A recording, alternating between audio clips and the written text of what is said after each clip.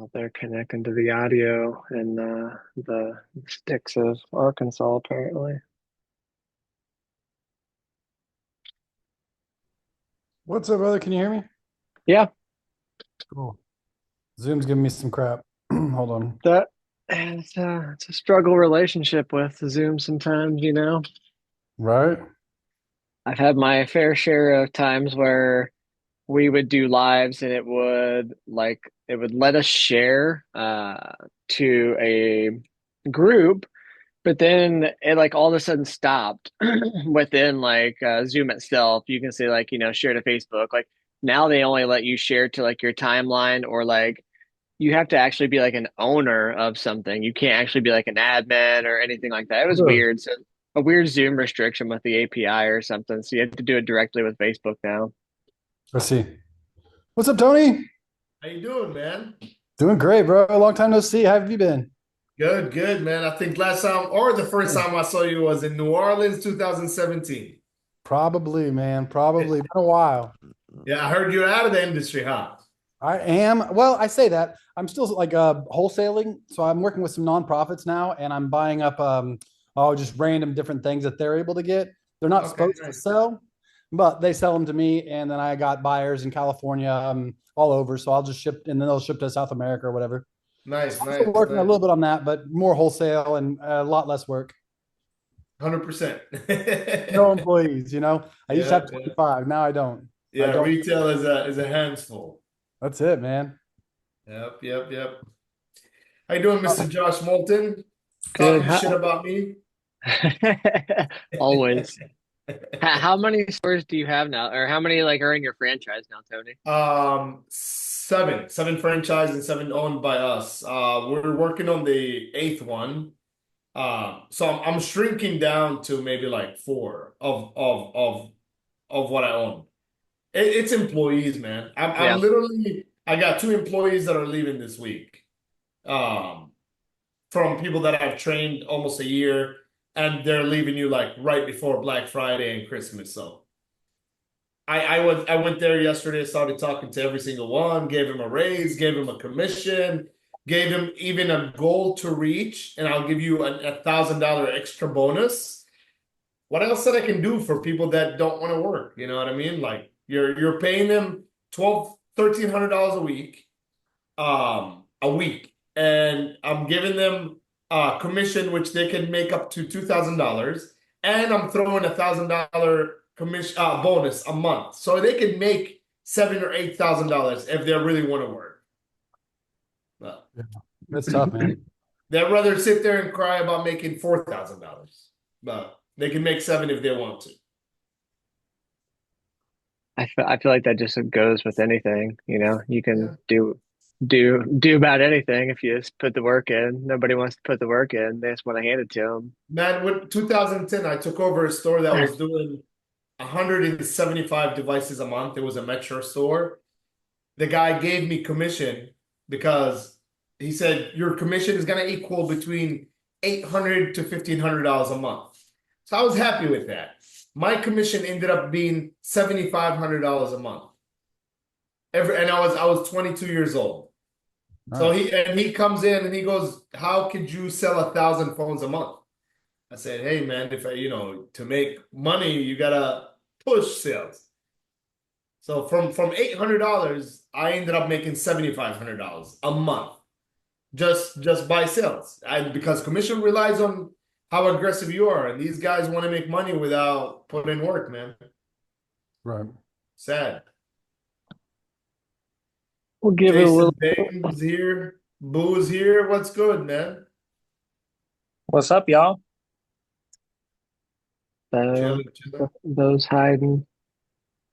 Yeah, Quincy Hall. That is a name I have not seen or heard in a long time. Thinking it's the same Quincy Hall that I know from Instagram, maybe? No. Let's see. Speak up, Quincy.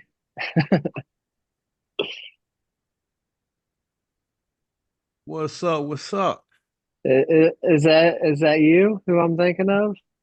I'm not sure. From Instagram, I mean, What? our page is Imprint Repairs on Instagram. Yeah, it is, I think. Yeah. Yeah, man. How you been doing? Good, you. Oh man, been doing good. Just popping in, listening to you guys, and appreciate the knowledge you guys are sharing. Nice. Yeah. Yeah, I was gonna give it a few more minutes, see if anybody else wanted to hop on the Zoom, but I mean, we got some people watching on the groups, it looks like too. So some people get camera Tell shy. Dustin I got the haircut for him. Yeah, I did tell Dustin. He is not joined yet, but he's aware. He's usually on here by now, but He's hungover. It was yeah, Halloween party. um, makes sense then. Yeah. Yeah, and then Jeff, get back to you. He replied to me finally, Sandridge. Oh, he did? Yeah, he was doing something like a photo shoot or something today Oh, okay. for Oh, yeah, he realtor does like stuff. real estate stuff. Yeah, Yeah. Cole, don't forget I was primarily responsible for your Black Friday marketing, Caitlin said. Ah, he absolutely was 100%. She was very beneficial to our team for sure. What group are you in? Like I'm looking at, I'm not sure. CPRST, Cell Phone Repair Shop Talk. I don't think you're in there because I tried tagging you a few times. It showed up gray, and then Kevin, actually, Sanders just tagged you as well, and it showed up gray. So I don't I'll think join. you're in there. So that's where maybe not. the live shared at. I'm gonna send you the link, Cole.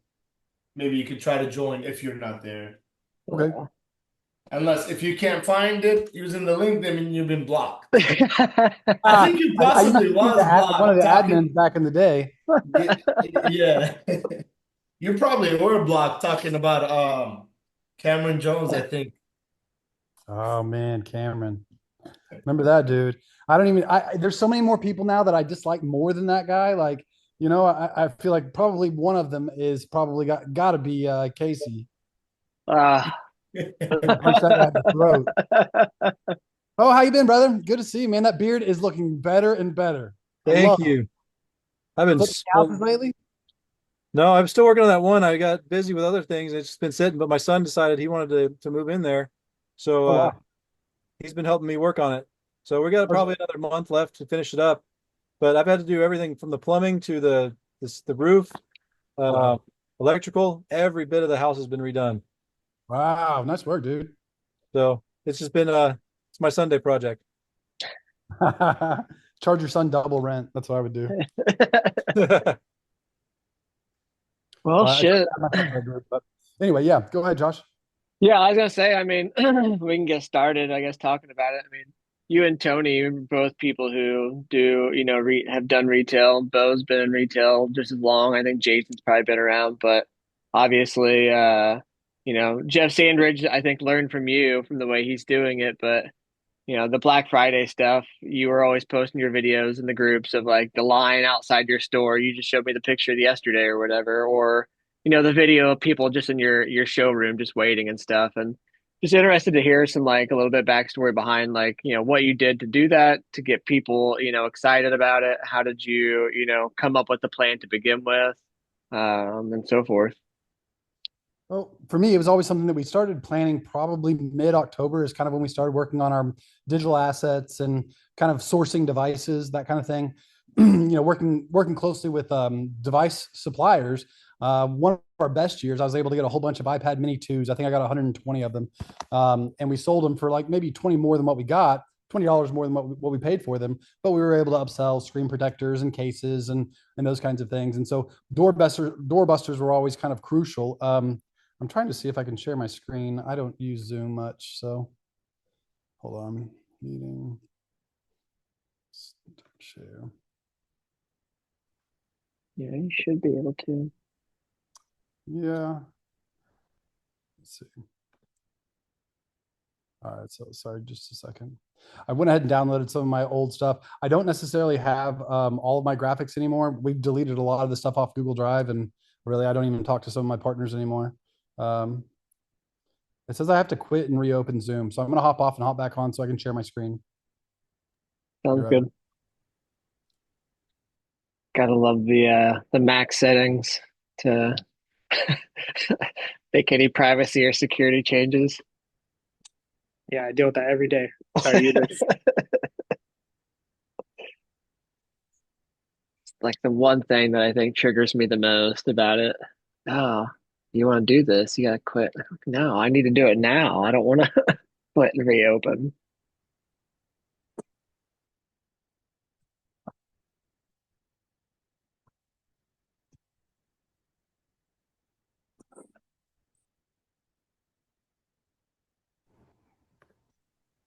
All right, let's see if that works.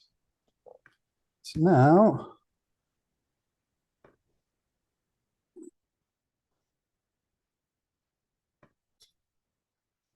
all right, can you guys see my screen? Yep. Yep. I kind of went through all the way back to like 2013.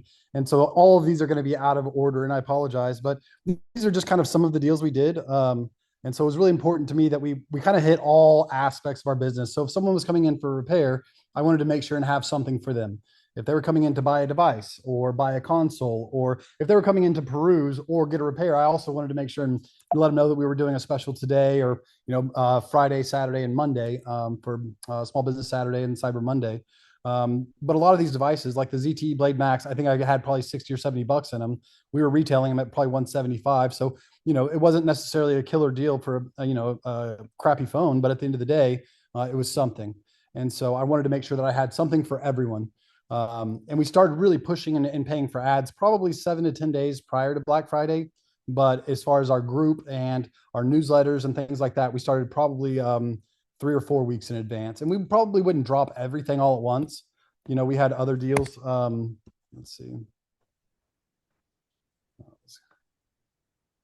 And we wanted to make sure and have our assets in different styles so it could go on our Facebook, cover photo, and Instagram, and some of those other things. And so here are some of the others. The tempered glass, we all know that we have next to nothing, and same with Protection Pro. But the implied value is that they're going to protect their device, and instead of selling for 15 bucks, they're $5. And so we would do a lot of that, those kinds of things where we weren't necessarily losing money, but at the same time, it wasn't a grand slam. But the goal was just volume. Get people inside and sell as much as we possibly could. And so a lot of the laptops, we generally had a margin of about $200 on or better, kind of depending. So we would definitely always try to discount laptops. And again, it's all about what you have available. And so on our showroom floor, I might have 2 or 3 out, but in the back on shelves we would have 100. And so that way we were able to always keep them moving. And then another tip that I would definitely recommend is streamline your process. Make sure you have something being able to go quick. Because if you're sitting there having to talk to a customer for 30 minutes, you might miss out on 5 or 6 sales because you're too busy working with one individual. So this is our old logo. So this is pre-2013, 2014. So this is probably one of our very early ones. I think this is before we opened up in Fayetteville and in Fort Smith at our original location. And so, a lot of the cases I was buying from China and having those direct. I don't know if anyone ever bought off Gizmo stock, but a lot of that stuff we sold there. You see the iPhone 4, 4S. So old school stuff, but I mean, the chargers we were getting from China, I think, dollar 25 all in. If you don't have at least 25% margin on your repairs, you guys definitely need to reevaluate what you're charging. Make sure you're able to charge and provide a solid warranty. So let's see. Not a whole lot good there. I think that was an early one as well. I luckily hired a guy that was in college for graphic design that ended up being just a rock star. This was interesting. I went ahead and just downloaded a sales report that we had saved. And I don't know if this is a good one or not, but yeah. So it talks, oops, I can't see everything because I've got, sorry. It says we, lost to promo $11,000, but gross sales were 44,000 across 3 locations on Friday, Saturday, and Monday. Friday being our biggest. I think our busiest Black Friday was like 38 grand across 3 locations. And so it was busy, all hands on deck running. We had, 38 grand's net profit. No, gross.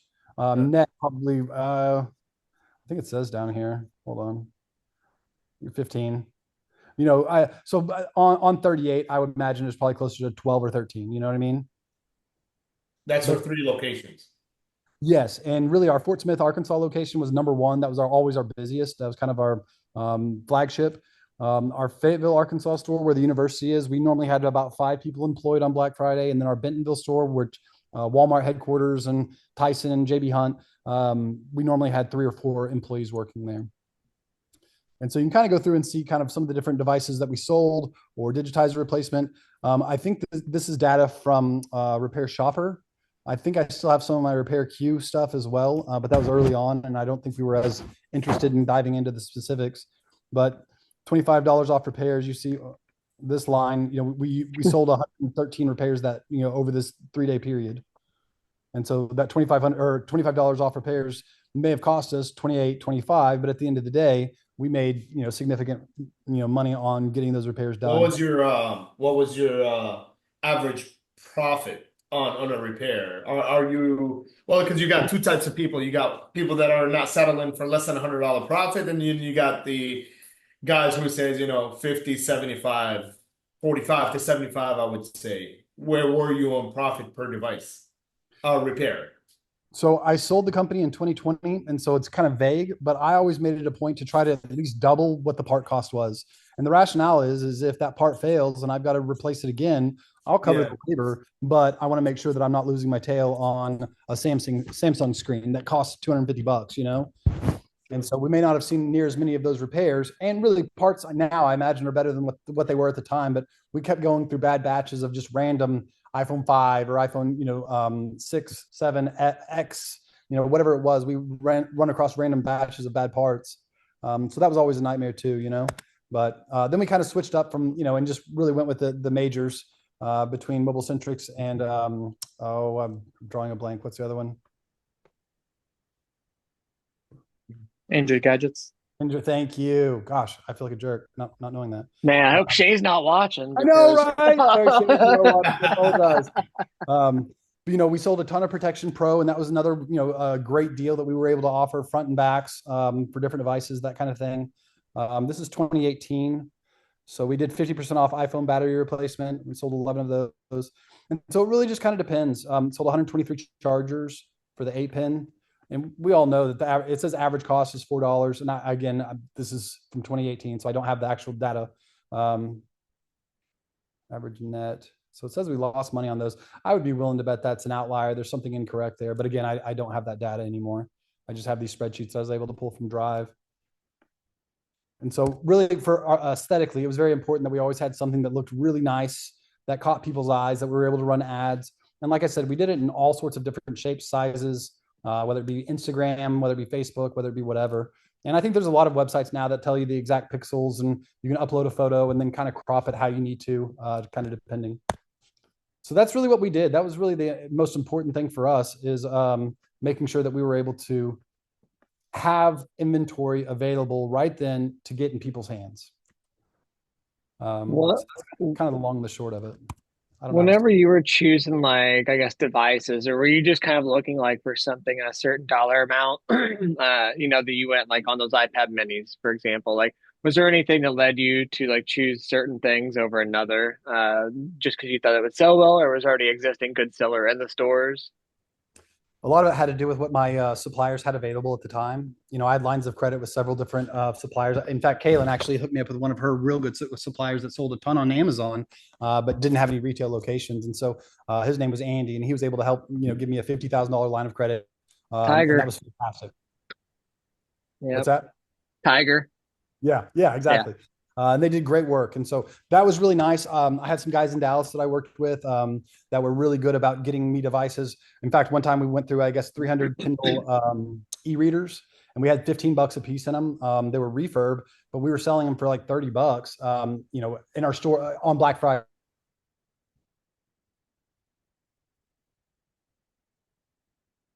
And give people a great value. And so it just kind of depends, Like, to answer your question, I wanted to have items that would be sub $100 for a mom to be able to get their child a stocking stuffer, or get them an unlocked phone that maybe a cheaper Android device, but for a 9-year-old, 10-year-old kid that mom doesn't want to spend $500 on a Samsung. We wanted to have either the ZTE or have something available Same with the iPad Mini 2s. I think they were just now getting to a point where they were legacy. They weren't getting any more updates. And so it was really important that we told customers that. But for YouTube or for having a device mounted in their car or for their kids to play with, it was still something. And I think we sold those at either 100 or one, maybe it was 125, and it was a bundle with a case and a charger and wall adapter. But that's kind of what I did. So it really just kind of depended on what was available.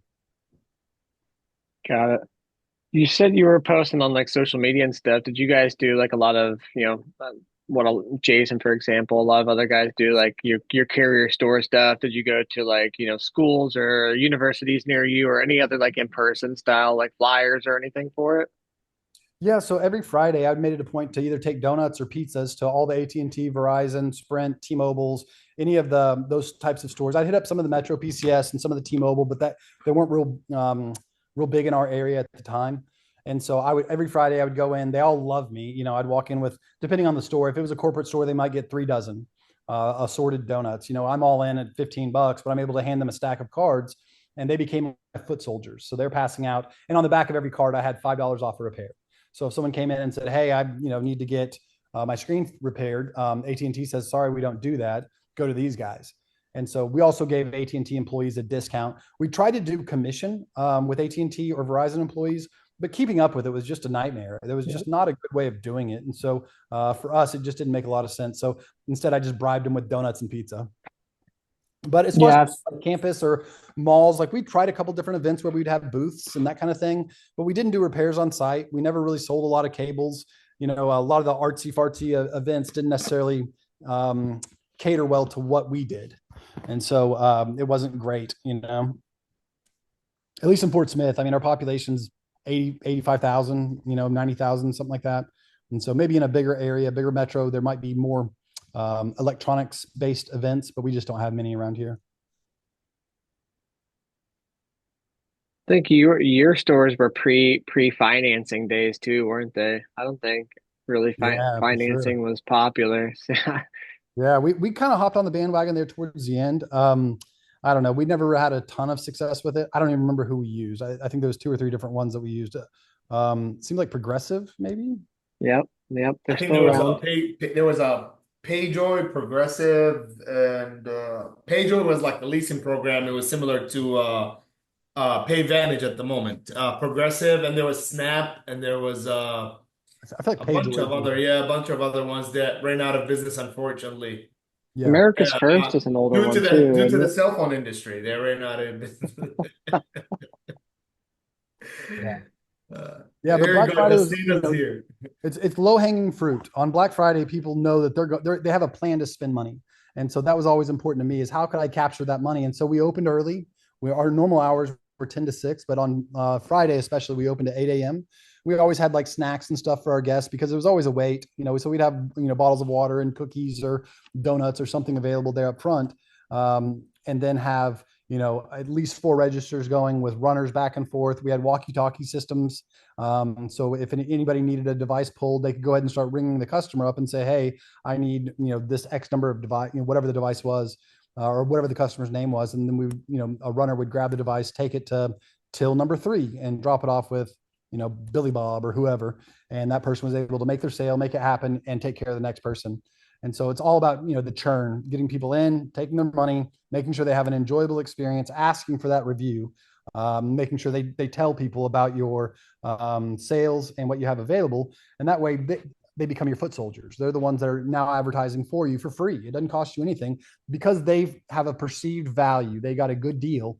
They're able to then, tell their buddies and make sure that their buddies get a good deal too. And there's a sense of urgency because we're only running these sales for 3 days and until supplies, run out. And so that sense of urgency was always important. That it's hard to teach your sales associates what's in your head, but it is important that they make sure and at least either follow a script or know that they need to ask for a review. They need to ask them to tell their friends, etc.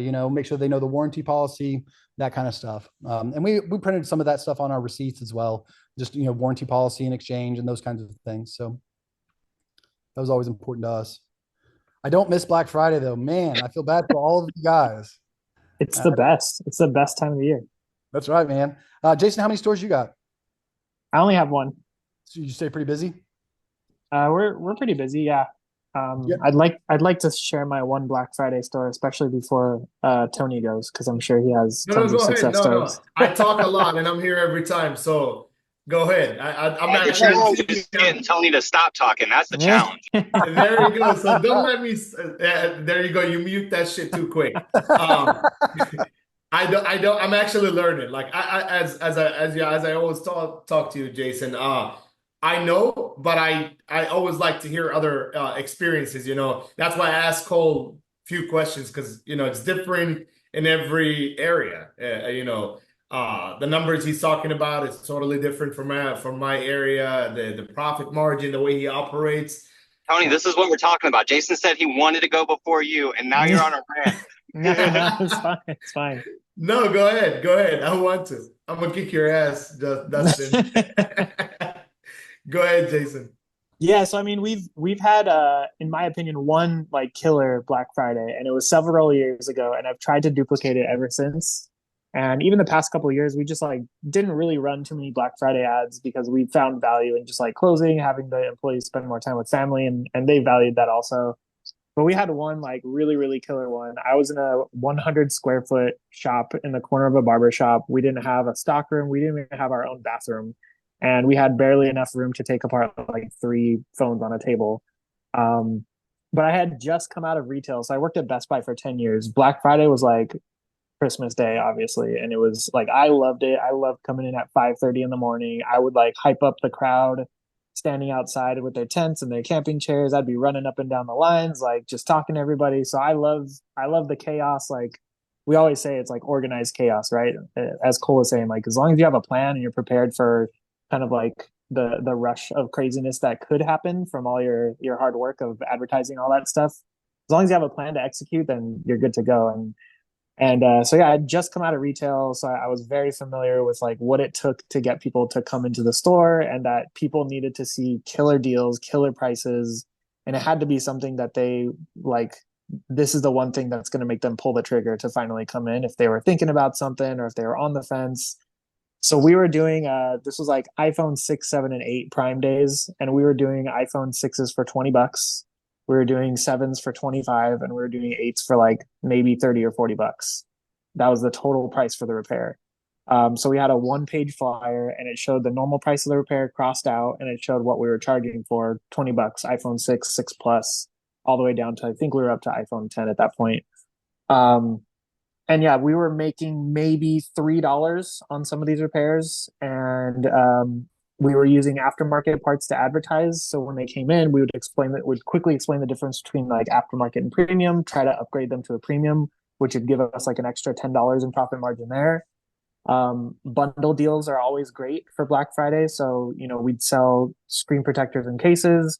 Normal price is 39 and 39, but we're discounting it to a bundle for 39 for both of them today.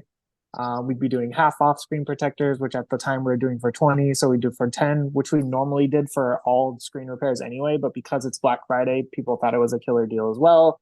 So that added on another $10 of margin, $30 of margin. So by the time we were done with each customer, we almost would get what we would normally get off of a standard repair when they were coming in, getting that repair done at $59. We try to just add on as much value as possible. Now, there were some people who were just like, nope, just want the $20 repair. And we weren't making a huge fuss out of it. We'd be like, cool, I'm glad you came in and took advantage of this deal. That's awesome. This is really a time for you to drive traffic and build customer loyalty. So it's a good time to just get people in and showcase your customer service skills, showcase your technical experience, and just your ability to handle the chaos. Again, if they felt it was a great experience, even though there were 20 people lined out at the door and they were getting moved through that line, because people wait in the Space Mountain line at Disneyland for an hour, but they know what they're going to get when they get to the end, and they're not happy to wait in line, but they do it and they'll get in line again. So yeah, we did about 83 devices on that day with a 100 square foot shop with no bathroom and no storage room, and we had people lined out the door, maybe 15 or 20 people at any given time. We were open for 8 hours, and we had devices in queue for the next like 3 weeks because of that. At some point we realized how busy we were, and we're like, there's no way we're going to get through all these devices. So we just kept saying, as long as you pay for the deal today, you can come back anytime over the next 30 days to get your phone fixed. That way we would kind of spread out the work over the next 30 days, but we were capturing the customer now and not letting them go potentially to somewhere else. So it was a crazy day, but I had everything prepared because again we were kind of used to what that chaos looked like at Best Buy. So we had some. This was when like you could buy the displays fully assembled, and you can kind of just swap them out with the earpiece already in there and everything else. So we had some screens that were already set to go like that. So if we felt like we were getting backed up, we'd use a fully assembled screen to make that repair, 3 minutes, 5 minutes versus 10, 15, 20 minutes. I was doing pretty much all the contacting, all the sales at the desk, and just like the meet and greet and all that fun stuff, and all the delegation to the two techs that I had there. So it was very organized, but yeah, it was just crazy seeing that many people there. And at 20, 30, $40 repairs, I think we had a $6,000 day, which at that time was amazing for us. I mean, shit, I'd take a $6,000 day every day right now too, but that was by far our biggest sales day. I think we were celebrating when we had $500 or $600 days back then. So yeah, keep in mind, this is not when iPhone repairs were on average 200, 300, $400. The average iPhone repair was 60 bucks, 70 bucks. So I think it's a very different time now, obviously, because the price of parts have gone up. It's tough to already stay competitive, and it's tough to show value in repairs that are already pretty expensive. Um, and I think what really like caught on for us that year, we posted on social media. We didn't pay for any advertising. But yeah, like Cole said, I had no problem hitting up all of the vendors in our area. I went to the Honey Baked Ham store the day before Thanksgiving, and there's 150, 200 people outside waiting in line to pick up their turkeys and their hams. I would run up and down the lines there, passing out flyers, just kind of like shouting out and getting people riled up there. So we probably passed out like 2,000 flyers. So that was really the only cost that I had for advertising. And then I posted on social media, and I think that year, for some reason, like everybody shared it. I have a local buy and sell group with 20,000 people in it. People were sharing it in there. So it kind of just like went mini viral within our local community. And I think that's what really drove it. And so that was a great year. But yeah, like Cole was saying, like aggressive pricing is super important.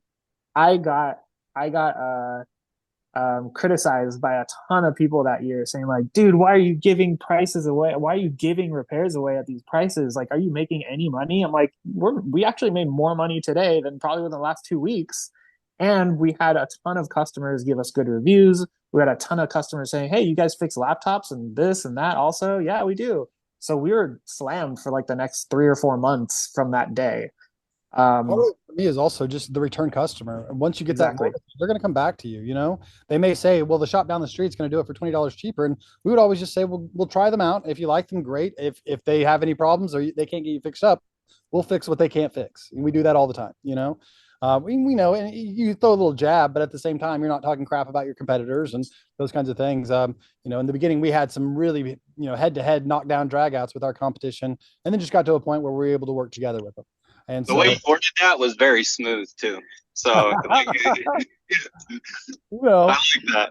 Yeah, we say the same when customers are saying like, "Oh yeah, they're doing it for 85 over there and you guys are at 139." We say like, "Oh yeah, you're definitely welcome to shop around. Just keep in mind we do have a lifetime warranty on all of our repairs.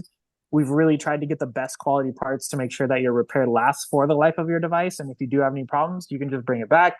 And then we'll throw an example like, "Yeah, we had a customer come in a week ago and they had their iPad fixed 2 years ago and their digitizer stopped working. We just swapped it out for them, no questions asked." So yeah, you're more than welcome to shop around. Let us know if you have any questions. Make sure that you're asking them also like what kind of LCD or quality screen that they're using. Now, Tony's going to hate on us for this because I know he's like all about price competition. But after discussing with him, I've realized like there are very different markets. Like our market is very price competitive, but we've also positioned ourselves now to a point where our Google reviews are better than anyone else. Our service is better than anyone else. Our warranty is better than anyone else. And we've proven it time after time. So customers will call us, they'll get a price, they'll call somewhere else that's cheaper, and they'll still walk in and saying like, "Yeah, you guys were $30 more, but your reviews just looked great. And I like the way you guys talked to me over the phone. So, I decided to come here instead."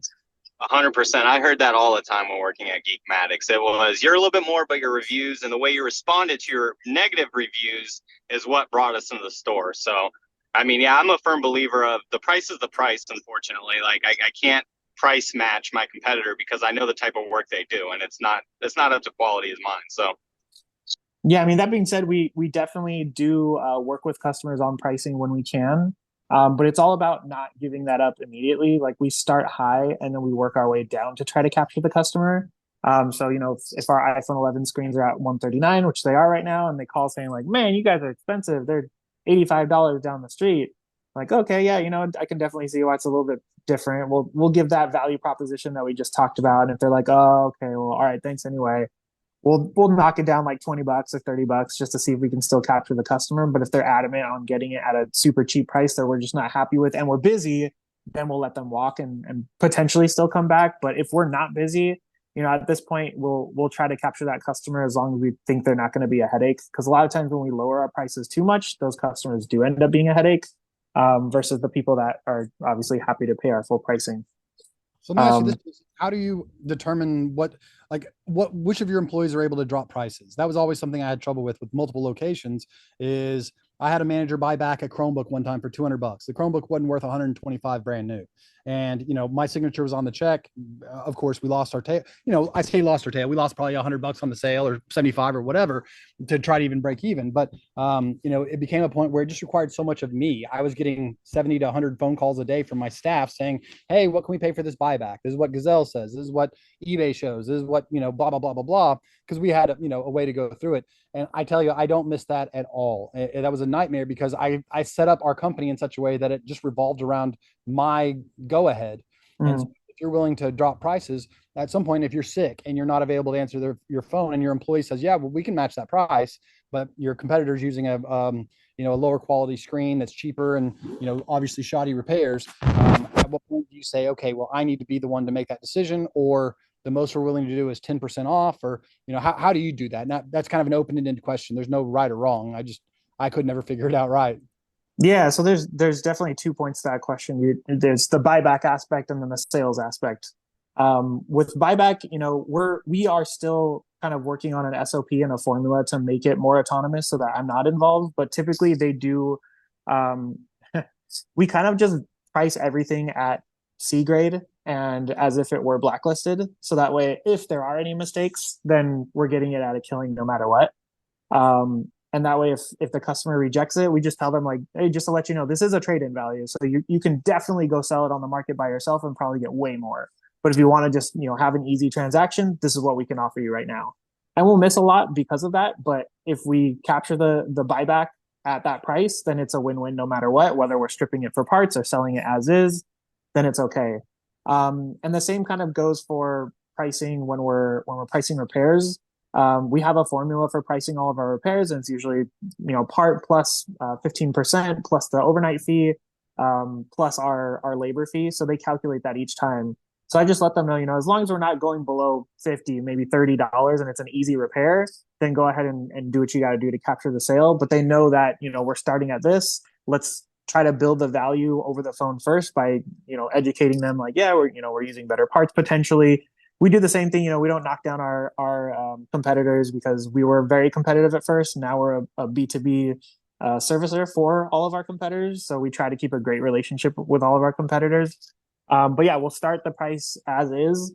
We honestly don't even quote prices over the phone unless they specifically ask. So if they call and they say like, "Hey, do you guys do iPhone 11 repairs?" Yes, we do. "Oh, okay, cool. You guys can fix the screen?" Yes, we do. "Okay, cool. What time are you guys open?" "We're open 10 to 6. "Okay, cool. I'll be there." Usually if they don't ask the price, they're coming. If they do ask the price, then it's an opportunity to kind of work with any of those roadblocks that you might be presented. But you can tell pretty quickly if you give a customer a price and they go, "Okay, thanks," that usually means the price was too high, or they've already heard of a price that's lower.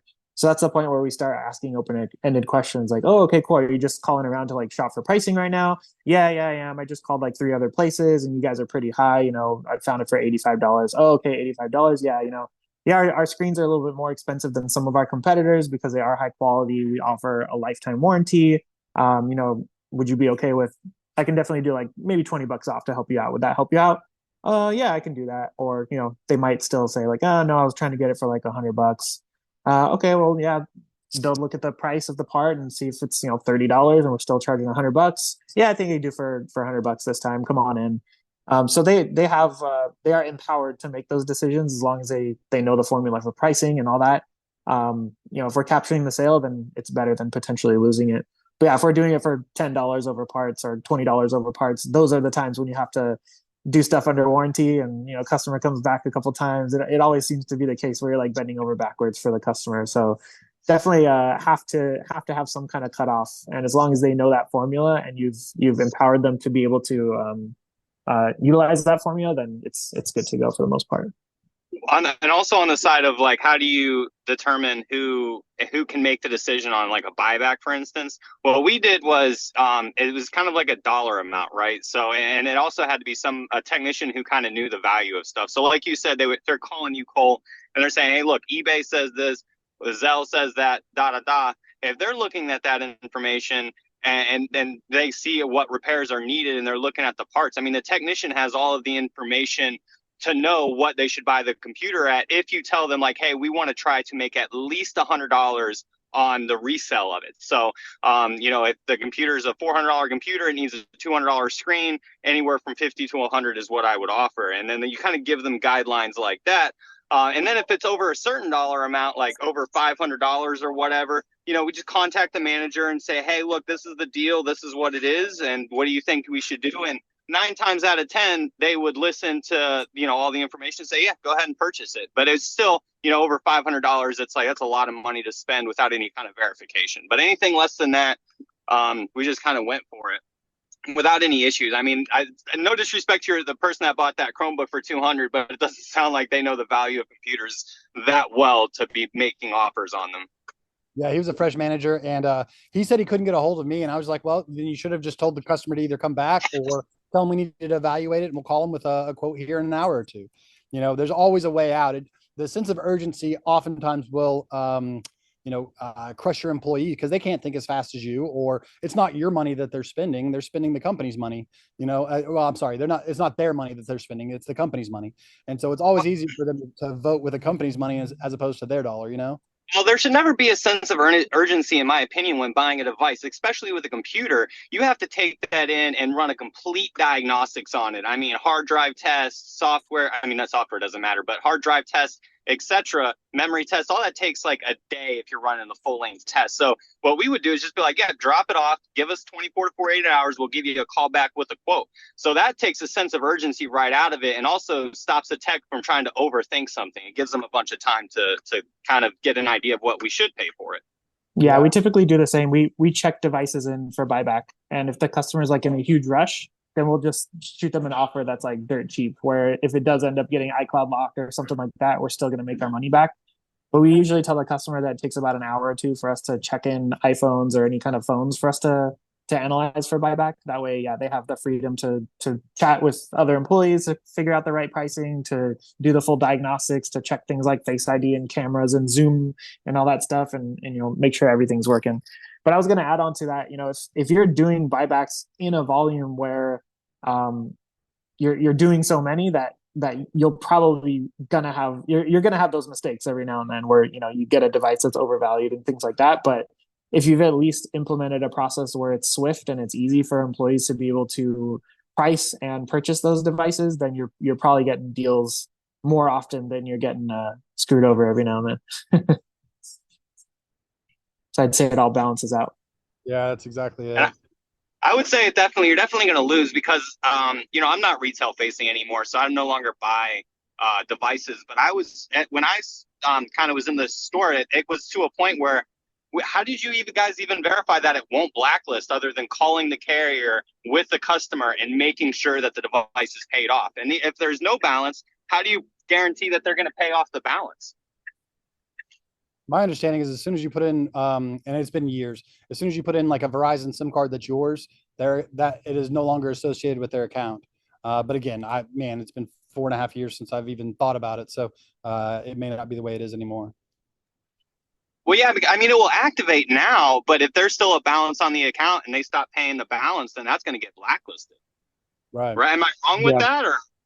No, I mean that's typically. I mean, sure, there's a very small percentage maybe that might actually be a good citizen and continue to pay that bill off in full, right? Like there's not many of those people out there by any means. I have no doubt. And that was the biggest thing for us with, I'm not trying to push product like trade-ins. Like we want to make sure people know that it's still financed. So it's either going to say financed or it's not. So it gives you that worry, Dustin, of like it's either financed or not, and like, yeah, there's a risk here, so I'm going to offer way less for it. Or if it's just saying unlocked, it's fully paid off, you don't have any risk, I'll offer you a good price. But like that's the thing that, like you said, it's otherwise you're just chasing yourself in a Yeah, but circle. even if it's all right, so let's say it's financed, it's functional now, you got it for a dirt price. That's great, but your really only option to resell that is in like CPRST or in a phone flipper group where you can say the IMEI is not guaranteed, because if you flip or if you sell it in your store and then it becomes blacklisted, I mean, yeah, customer comes back, you just switch it out, but that makes you look bad as a store, or at least in my opinion. Well, I guess, I mean, and maybe it's different now. Correct me if I'm wrong, if anybody knows, but I mean, if it's blacklisted on Verizon, it'll work on AT&T, right? Like, if it was an unlocked, I don't know if that's still the case, if things have changed. Tony, you may No, know. it has been changed. So to answer Dustin's question, 10 out of 10 times when we buy back devices, we buy them back as blocked or leased or will get reported lost or stolen. So 10 out of 10 times, we do not assume. We are not here to judge anyone if they're going to scam or not. Here's the crazy part. The phone could be paid off 100%, and it may not have any leases on it or payment. But as soon as the customer sells you the device, they can actually walk out of your store and call their company and just claim the phone lost or stolen. So there it goes. It gets blacklisted as reported lost or stolen without it being on lease, without being financed. So there is no way 100% to find out. And if you can still trust the customer, they can still report it lost or stolen. So even if you go to AT&T, now the most accurate way to find out if the phone is leased or not is to go to actual carrier website. So if you go to AT&T BYOD or Verizon BYOD or T-Mobile BYOD.com, you're able to scan the IMEI and it will tell you that this device has a lease plan on it. Now, but that does not eliminate the part where they can call and claim it stolen. So when we buy devices, I personally or my stores or personally go to usell.com and they click on damage and they pay almost 10 to 20% of what the value on you sell. Now, if your customer is willing to go around the city and waste gas to just make $10 extra, they can. When buyback, we don't really push our luck because, like Jason said, sometimes you're going to end up with something that you overpaid or something you got scammed for. So also to answer your question, Dustin, if you buy back from customers, can you sell it in your store? At the moment, almost 9 out of 10 devices that we buy back from customers do not get reported lost or stolen under insurance. So 9 out of 10 devices, or maybe more, are being sold in my stores with no issues. We probably will get, out of 7 locations, we probably would get one every 5-6 months. But having 7 locations, you're definitely going to have a Z Fold in another store or a Z Flip in another store where you tell the customer, hey, give me 30 minutes. Let me have my technician look at it. You'll bring the other phone from another store, swap it out, have a nice day. You know what I mean? Let me ask you, since you're saying you're only paying like 10 to 20% of the value, how many device buybacks are you doing? Like, are people saying yes to those lower prices, even though it's paid off and fully functional? One of my stores, one of my franchisees bought devices in one day worth $90,000. But that's not normal. But the normal stores are buying at least 3 to 5 devices a day. Wow, that's impressive. Yep. And they're selling. You got to understand that almost 7 out of 10 of customers will come in with a broken back, broken camera lens, chipped off screen, bad microphone, bad audio IC, whatever. So when you're offering 10 to 20% less than the value of the damaged grade on usell.com, you're pretty much offering them $80 for an iPhone 11. You know what I mean? who wouldn't want to get $80 for an iPhone 11 while they can just throw it in the drawer and just not make $80. And the bag glass cost you what, $7, $8, $10. So it doesn't really cost us nothing much at all. So the most important part about it is, and what Jason said is you're using these tricks to, as long as you have a transaction done with a customer, the customer will always come back to you no matter what. And jumping back on the Black Friday deal, and maybe you and I will disagree on this, Dustin, is the prices. The comment that you and I were commenting about the back glass for $50 yesterday, in my opinion, again, and that's why I listened to over half of the call, because Cole is in a different area, Jason is in a different area, you are in a different area. In a big city like Tampa, where you have over 400,000 people that live in the Tampa Bay area, and the competition is huge, and you know that, Dustin. I mean, there's more cell phone repair shops than gas stations. You know what I mean? Yeah, 90% of them. So I don't know. Yeah, so a lot of these guys are here just making $10 to $20 on a repair. So what we need as a brand store like Cellfix is we need to do a transaction. So you can always say, Cole is nice, Josh is nice, but we have not officially met or made a transaction together. But until we make an actual transaction together, then I can vouch for Josh, or I can vouch for Cole or Jason, both. But that's what you need to understand is, when an official transaction happens, the customer will always come back to you. So you use Black Friday to make that, to pretty much cross the barrier, cross the line. So you and that customer will have something in between. And that customer, maybe you make $20 on Black Friday from him, but you're definitely going to make 100% profit from that guy every time he breaks his phone. You're not going to give him a discount. That's a customer for life. And I've seen a comment on that post we're talking about the back glass customer who wanted to pay 50 or $75.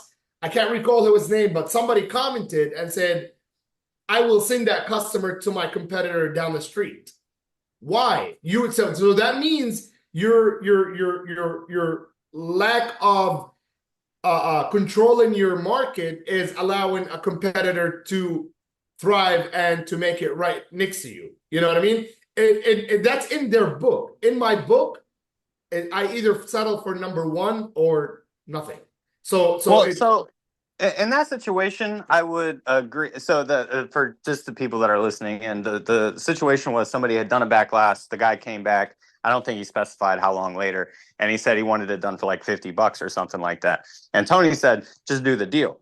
And I'm under the impression, I don't know how much the guy initially charges for a back glass, but in my mind, if I'm initially charging $150, or that's my price for a back glass, and a guy comes in one day, pays full price, and then a couple of months later, maybe 3 months later, he comes back with it broken again, I don't mind discounting it, maybe like 15, 20, $30 at max, but I'm also not going to do it for more than half off, right? And so that's kind of what I was saying, was like, man, the price is the price. And if you don't want it, then you can, of course, go somewhere else. But at the same time, I'm also not a jerk. I'm not going to be like, no, you got to pay full price. Now, I say that, but at the same time, I've had people send me a MacBook, I fix it, and then 8 months, 9 months later, they send it back and it's liquid damage. And I've still covered that under warranty. So I'm speaking out of my ass. On one hand, I say like the price is the price. And on the other hand, I'm like, I don't practice that. I kind of try to see your comment wasn't really as much as the guy down or under the comments who said, I will send him to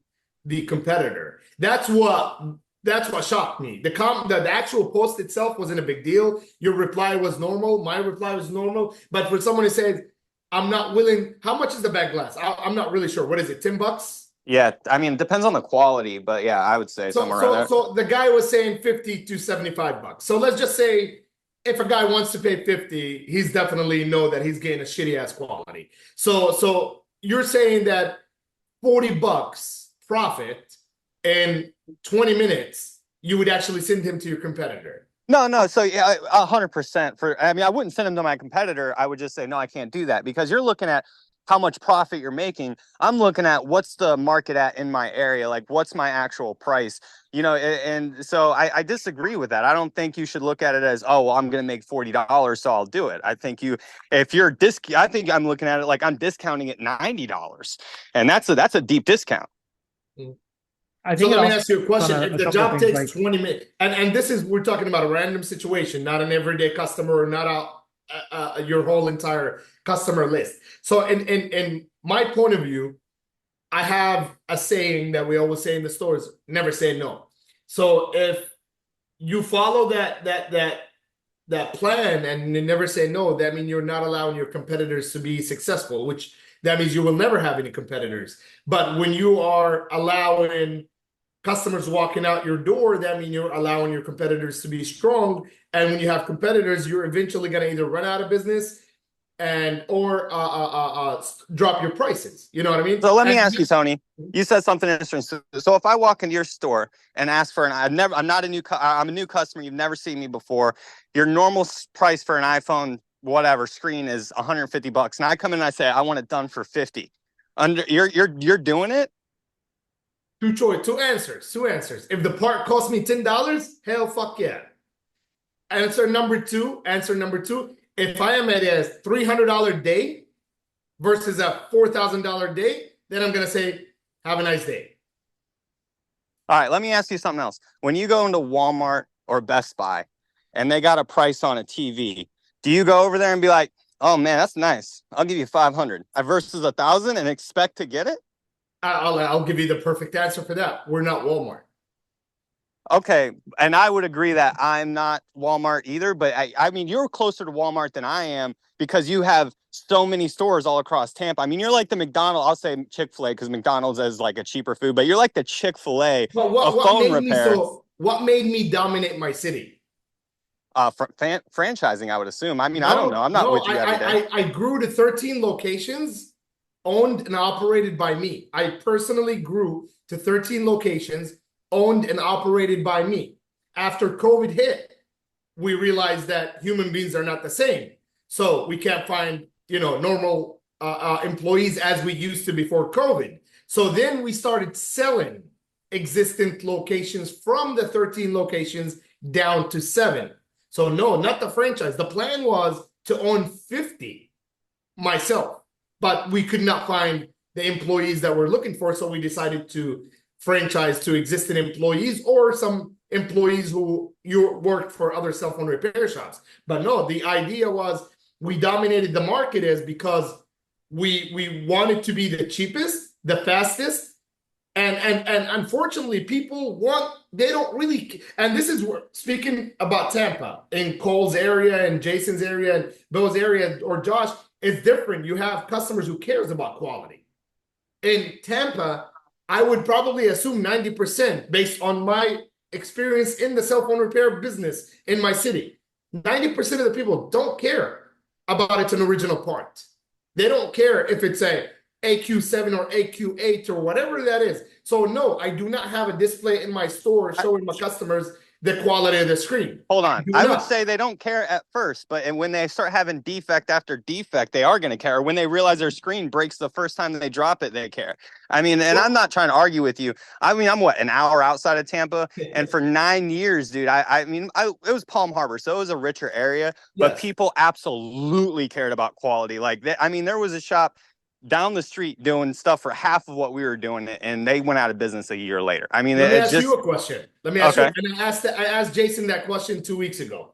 Would you rather be the guy who makes $70 revenue a month, and make $20,000-$30,000 profit because you're selling the 90% of the people who don't give a damn about the quality? Or would you rather be the guy who gets the 10% that cares about the quality, that does a revenue of 10 to 15,000 and maybe make $4,000? Which one would you rather be? Oh man, I see. I don't think that's not a clear. That's not a real. Come on, because you're not only getting the 10%, you're also getting the 90% because you can offer options to your clients, right? Like 90%. Look at prices. I am. Oh yeah, I mean, I know they look at prices, but they also look at reviews and quality too. I think that's a lot higher than 10%. And also it's going to depend on your profit margins too. I mean, there's so many variables into that, but to answer your question, I wouldn't say it was 10%. I would say I would take the higher quality clientele, right? Because the let's say 90%, those people they're more of a headache. The one that just wants the bottom dollar, they're the ones that come back and throw fits when the bottom dollar part doesn't work right. Tony's You know going what to I tell mean? you the opposite. I think the opposite. I think good guys finish last. Oh, that's not You my know what? experience, man, at all. And I mean, Yeah, I same know here. you have a lot of stores in Tampa, so you know what you're talking about. I'm just saying in my area, it's completely different. It's night and day. Do you know what I did yesterday? I had an employee who was with me for a while, gave his 2 weeks notice. I was driving by on Fowler. I saw a Boost Mobile store. The employee was closing the door. I drove into the parking lot. I said, "You need a job?" He says, "Sure." "And how long you been working there?" "4 years." "How much you get paid?" 13. Said, "I'll give you 15. I just hired him 4 p.m. today, which is an hour ago.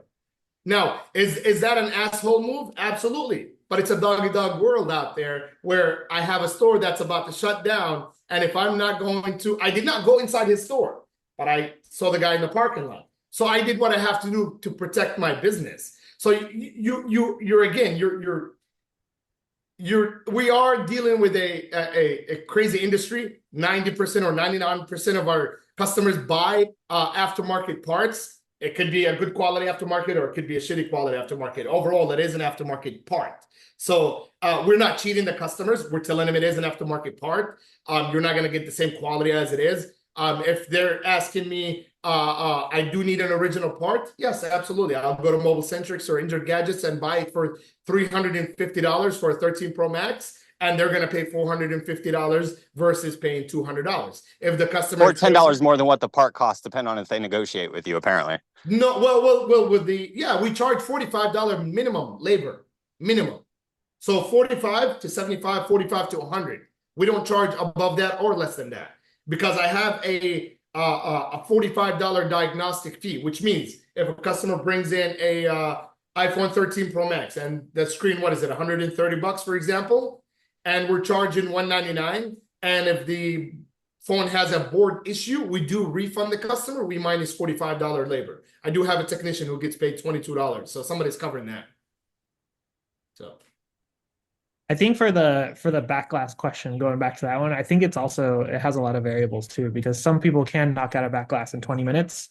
For other people, it takes 3 hours. Well, not if it's already been done. Like if it's a refurb, it's going to be a lot easier. So I would say that would be a 30-minute job based. It's never going to be 3 hours, right?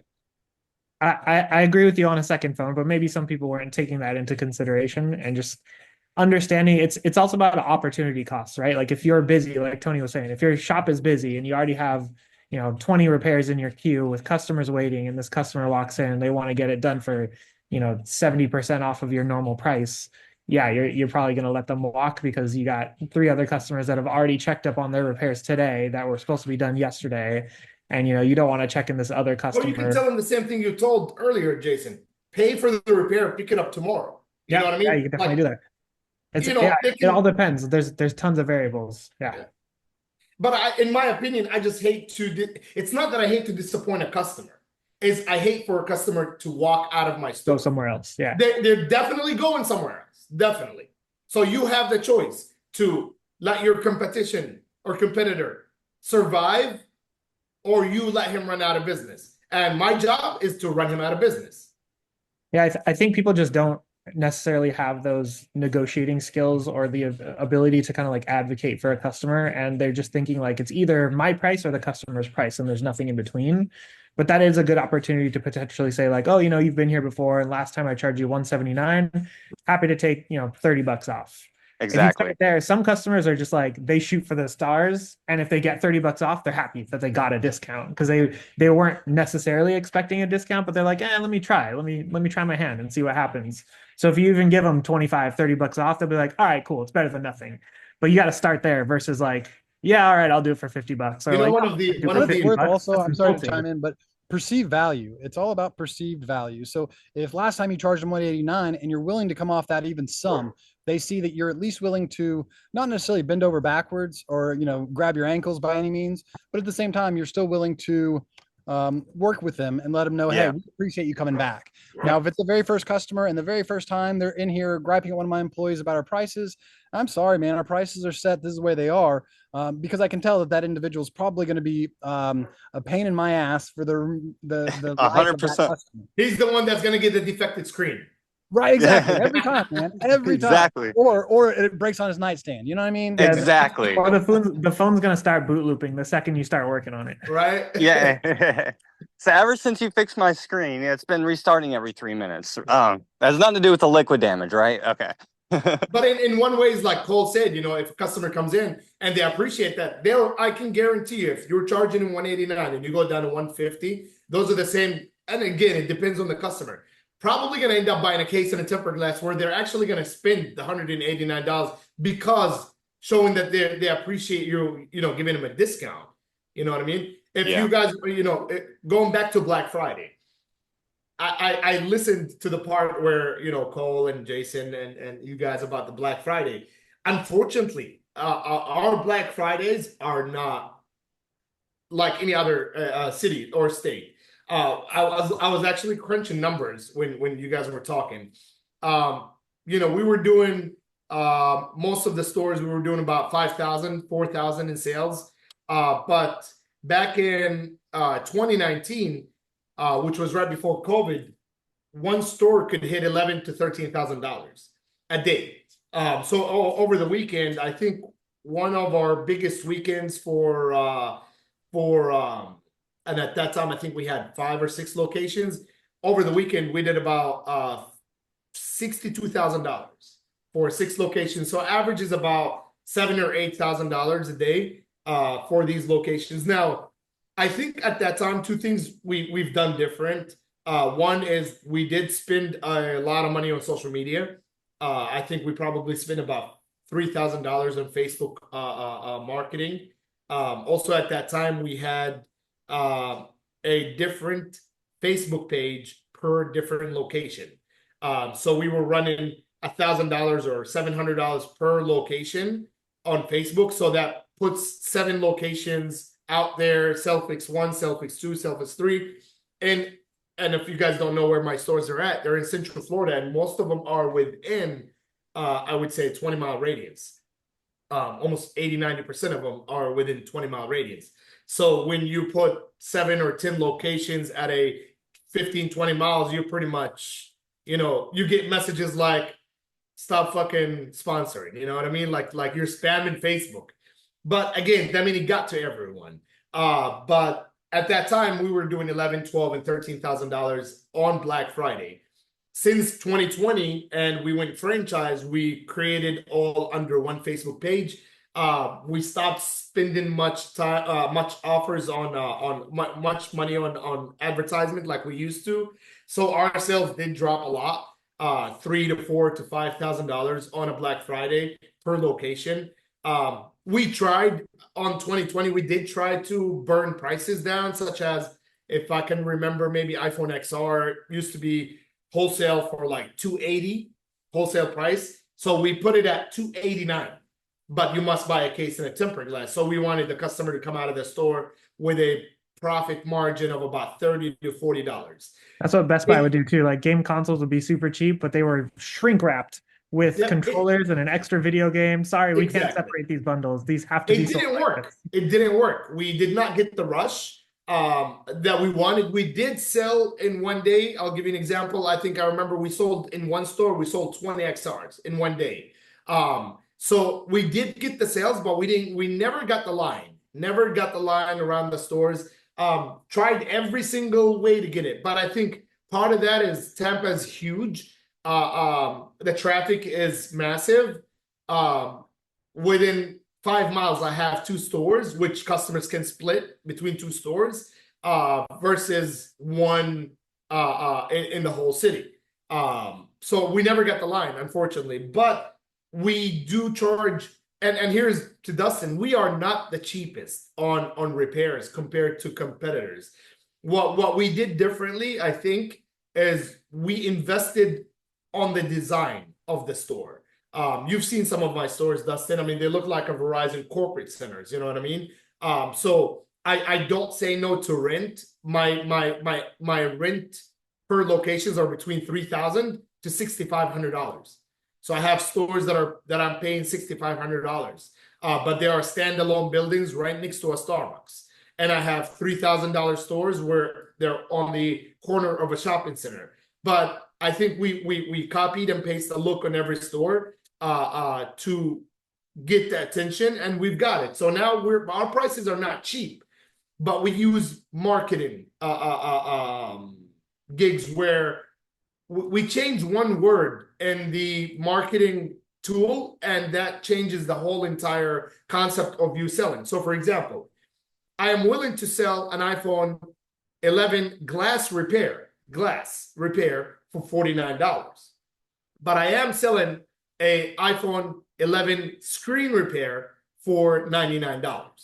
So what that happens is it allows you to advertise the $49 price, and for customer to come in with the $49 price. But when you're getting the phone, unfortunately, this is a LCD repair. You have to pay the $99. Okay, and so that plays a big role in advertisement, which allows my prices to be the cheapest. If you go on Facebook or if you go to Instagram or whatever you want to go shop and filter or offer up, and you want to filter from cheapest to the highest, my prices are the cheapest because I advertise glass repair. And you got to understand, if you go back. I don't mean to cut you off, Tony. I'm just saying bye. I got to go. It's my anniversary tonight, so I got to go get ready for dinner. You guys have a good day. Bye. You too, brother. Talk to you. So it goes back to 10, 15 years ago when T-Mobile, AT&T, and Verizon used to advertise a free BlackBerry, and in the small writing they used to say, if you're eligible, all that stuff. So you're not false advertising, you're just smart advertising. That's how we did it. And again, every city, and I'd love to listen from everyone else. Did you get a lot of or did you get any backlash from people who like expected a price coming in and then you said like, oh, it's actually a screen repair and not glass repair?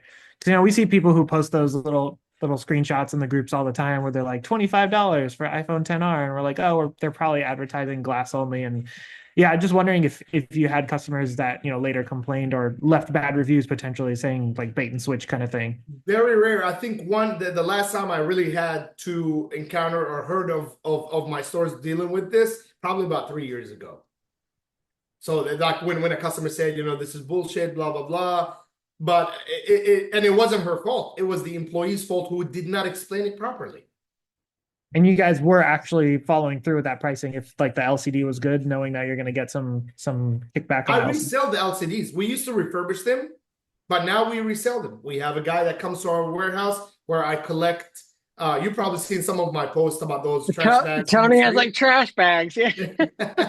Yeah. So I every month or two, I make about $10,000-$15,000 from those screens. So that money that I save the customer, I'm able to resell it minus employees, minus payroll, minus the risk of cracking screens, minus the risk of training an employee to do a refurbishing. Eventually he's going to go across the street and compete with me, and minus buying the refurbishing machines. So I cut off all the labor. I had two options: either do that or just sell the screen. And I'm like, you know what? It's you have 30 days in a month. Make as much money as you can. Time is money. Is that now your standardized procedure at your shops? Do you advertise glass only repairs, and then when they come in, then you have that discussion? So you guys have two separate prices versus bad OLED or good OLED. Exactly. Well, we don't even discuss it. The people that come in every walk-in, we give them the LCD repair, and then they would say, "Oh, I saw it online for $59." Okay, sure, it's a glass repair. So why? In my opinion, I think you lose the customer the minute you give him options. You lose them. You want to confuse a customer, give them options. Tell them, would you like a black or a blue or a yellow? Instead, you can say, well, the black looks good on you. Done. Sold. You know what I mean? It's you're confusing someone who has no idea what we go through and what kind of quality of the screens that we have, or what is the screens, what is the glass. They don't even know. So why if a customer comes in to buy a pickup truck, why would you tell them it's all the features? They just want a pickup truck. You know what I mean? So it's really it's different again in every city, but I think, and part of that is repairing in front of the customers. Part of that it's these issues I'm personally against is don't repair in front of the customer. The minute maybe 3 out of 10 will think that it's so easy to do it. Next time they're gonna go buy a screen off eBay and try it off themselves and then fuck up the phone. But you really did corrupt 3 out of 10 customers by repairing in front of them.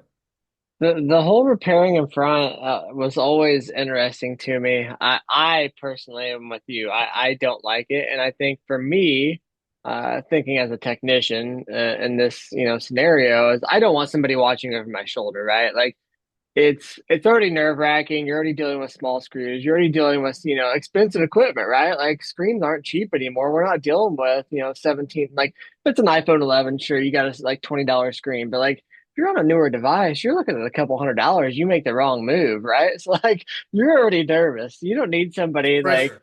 hovering over you, the guy that, you're repairing this for. So you don't need that. But like then there's people that I know who like love it and they feed off of it, and that's been their success.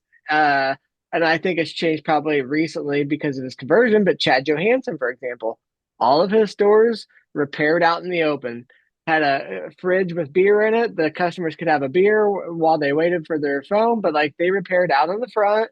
They didn't have it behind the counter or anything. But now that they're CPR, I'm sure they have changed that. But like it before, like, and he loved it. He said customers loved it. Like they never had any issues, but like I'm sure there was like small ones that happened, but overall, like I just couldn't personally do it, like deal with it. Like as a tech, I don't know. Maybe it's just like the nerves of it, but some people are built for it. But like you said, you worry about the customer saying, I'm like, oh, I think I might be able to do that. And then they, 2 weeks later, they bring in their wife's phone that he tried fixing. It's in the Ziploc bag, screws, It plates. raises too many questions, in my opinion. And another issue with that is if you repair in front of the customers, and let's say you fix the screen, right? You know, 2 weeks later they're gonna come back and say my back camera is not working, and because they saw you, all they saw is you going inside the phone.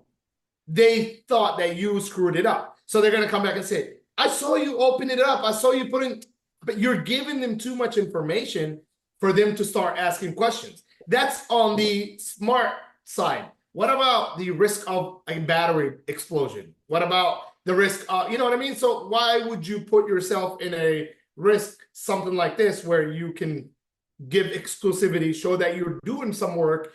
And I think when the customer sees that it takes 15-20 minutes, they're gonna say, wow, I just paid $300 for a 15-minute job, not knowing that the screen costs $250 or $300.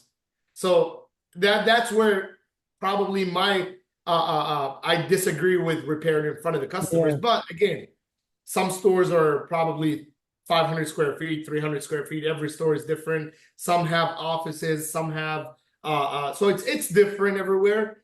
But I think that gave us a pretty good successful recipe where, knocking on woods, we have never closed a self-fix store in 14 years. You know what I mean? Yes, Yeah. my store has done the worst, but I found a alternative option of franchising them to owner operators. And, you and I, Josh, spoke about it where I had stores going from, 20,000 a month to, I just today's the first one of my franchisees hit $72,000 last month in revenue in one location. And literally last year, September, he was my employee as a technician, making $4,000 a month. Now he's making probably 20, 30. Good for him. Yeah, well, that's awesome. Yep, yep. Yeah, we're the same. We used to repair in front of customers also, but yeah, it was a limitation thing for us. I told you we had 100 square foot shop. We had nowhere to hide, so right in front of people. But yeah, we used to boast about that too. Like, oh, we do repairs right in front of you, so you see everything that's going on. It's honestly the worst. Like having a customer stand over you and watch you, even if you've done the repair 1,000 times, those are the times that something goes wrong. You get defective screens every now and then. Your battery connector isn't sticking down. You got to fiddle with it, and you're starting to sweat in front of the customer. You've done this a million times, and for some Yep. reason, it's just like kicking the nerves out of you. And for an owner, like that might not be the worst, but when you're an employee making, whatever you're making, you don't want to have to deal with that, something like that. Your job is stressful enough. You're expected to answer the phones, do repairs, handle customers that are walking in, and now you have this customer standing over you watching. So What is your turnaround for repairs, Jason, for I'm sorry? customers? What is the turnaround? We always quote at least an hour for screen repairs, even if our queue is empty, which it never is, but we always quote at least an hour, even if we think it's going to take 15 minutes. And we almost do 1 to 3 hours, and there's a $45 fee if you want to express repair. Yeah, we say like, oh yeah, it should take 1 to 2 hours. Yeah. And if it's done in 20 or 30 minutes, we'll give them a call. But even sometimes then, like we get water damage devices that are checked in, and we can diagnose a water damaged iPhone in 5 minutes. Like we can open it up, connect it to the DCPS, and know if it's a board issue or if it's a parts issue. But if you call a customer in 15 minutes after they checked in a water damaged device for $50, they're upset because they're like, oh, what did I pay the $50 for? Well, we had to open it up and figure it out. So now we don't even call customers back right away. We'll wait a few hours at least, if not the next day for like water damage devices. Cause yeah, they'll get upset if you do too good of a job. But yeah, we, during COVID, we pushed all of our display cases like right up to the front of the door. So customers couldn't really walk in. We have an 800 square foot store. After like 1 or 2 years, we pulled it back a little bit, but we only made like a walk-in zone for customers to walk in. And the rest of our shop is still kind of closed off. So while technically somebody could stand inside of the store and watch, there's still about 20.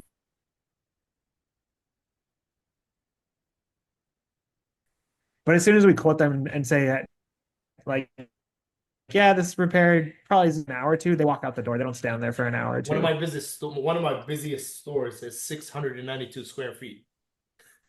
It's one of my busiest. We sell a lot of devices. It probably does about 50 to 60,000 a month. Nice. It's got good profit because a lot of buybacks in there. Yeah. Guys, I hate to do something about. I got to get dinner ready for my mom and sister, but so good catching up with you guys. It's been way too long for some of you. It's good to see new faces too. Good to meet you. Yeah, you as well, brother. And I still have like a bunch of I added in the chat. I don't know if you guys saw the chat, but I added up some of our old buyback sheets. They probably need to be updated. I've also got like what we had on our wiki, which we had a wiki that had like 500 or 600 pages by the time it was all said and done for different repairs. And I was looking back, it goes back to like iPhone 6 and as new as like maybe iPhone 8. So it's way outdated, but it also talked about our hiring practices and firing and those kinds of things. And so, oh, and here's my solar system, 35 kilowatt, baby. Camera froze. Oh, you got solar? Yeah. Nice. Anyway, you guys have a wonderful evening. Thank you so much, Josh, for having me on, brother. Yeah. It is exciting. Well, Glad you're doing thanks this. for coming, man. Appreciate No it. problem, guys. Have a great day. Have a good weekend. Yeah, it is about Let's hear that some time. from the other guys, Ben and Rashad, and What's up? What's up? talk to us.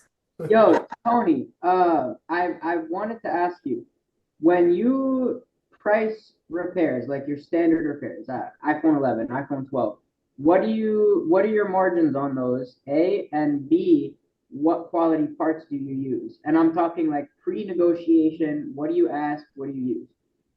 On an iPhone 11, for example, we do for screen repair only, like LCD full screen, $99. And the quality that we use is the A07, I guess it's called, from Mobile Centrics. I think it's the blue color package. Okay. I don't know. AQ7. Yeah. Yeah, whatever that is. Yeah. And the second question was, what was it? Oh shit, I think that was it. Either that or I forgot.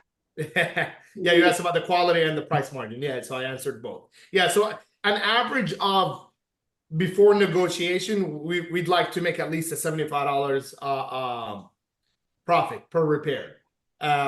Worst case scenario, like if the customer is really about to leave and we're having a slow day, don't make less than $45. Okay. Yeah. That's So understandable. $45, we think it covers the 1 hour transaction, if you want to call it, in the store. You know what I mean? That probably makes you about, if let's say your technician is getting done in 10, 15, 20 minutes, plus rent, plus electricity, plus the guy in the front. So you're probably cost all in, it's probably about $25 to $30. So if we cover 25 to 30 bucks of expenses, we end up with $15 profit after expenses. That adds up. So you have to understand your monthly expenses are rent, payroll. You know what I mean? If you cover those and you make 20, 30 bucks per repair and you do 300 repairs a month, you know, you're making $9,000 profit just from repairs. And we're talking about a profit for someone like me who does not work in the store. That's just from repairs. And if you're doing another $5, $6, $7, $8, $9,000 from accessories and another $6, $7, $8, $9 from devices, then there you are with a $20,000 net store while you're not working in the store. That's good. And that's after payroll, after rent, after. So an average of some of these stores do make that much money. The way we do it is we think about expenses first. So in most of our stores, we have one employee, but we give the employee the option of working long hours, or we give the employee the options of working short hours. You want to, it's so the way we put it is, do you want to be rich? Do you want to be a business owner? If they say yes, then you got to put in work. If you want to just be a 9-to-5 guy, then you can be a 9-to-5 guy. Don't ask me about a raise. Don't ask me about a commission. And your day off is your day off. And anytime I think that I have over expenses, your hours are going to get cut off, not the other guy. So we have ride or die guys, and we have, you know, just fill up, you know, spots guys. Makes sense. Yep. How do you price your sale devices? So obviously you own a pretty big device wholesale company, so I assume you supply your own stores. Mm-hmm. When you say, do you take advantage of that to have lower price devices at your stores, or do you pretend like your stores are buying these devices from your company? Good question. I do not take advantage of it. My stores are the highest in resale value to customers versus competitors. Okay. What made me more successful is something that I actually tried to pass along every single cell phone repair shop that I supply is consistency. Consistency was the major reason of why my stores are successful. I'll give you the best example. If you're walking down a road and there's a car dealership on your right hand side that has 7 cars in it, and there's a car dealer on the left that has 300 cars in it, which one would you go to? The one with the 300 cars. Unless one is because he's going to make less profit, and you're going to assume that he's flipping cars faster. 2, you're going to assume that he's going to give you the lowest price. That's why he has 300 cars, so he has to unload. So you're going in that location assuming that he is going to give you a discount. By you assuming, you're going to walk into the store with with your guards down. Let's put it that way. Versus going to the 7-car dealership, assuming that he is desperate to make a sale, that you're going to lowball the shit out of him, and that he's going to be okay with the prices because because he only got 7 cars. So it's the preparation that we are giving the customers before coming into our stores. When we have, every XR color in the showcase, every 11 color in the showcase, customers are coming in expecting just to buy and go.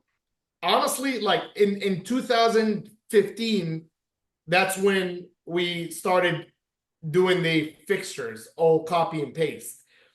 That changed the attitude of customers almost down 90% from when we used to get customers. As soon as they walk into the store, they're like, let me see this phone, $300, I'll give you $200.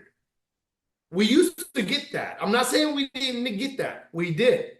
But when we changed things such as uniform to the employees, every employee must wear uniform. 2, no smoking cigarettes, or everybody's breath gotta smell good. Like these small details, you gotta understand. These small details are so huge. No chairs behind the counter. No chairs. There's a chair in the back and there's a chair in the front. You can sit where the customers sit if there's no customers.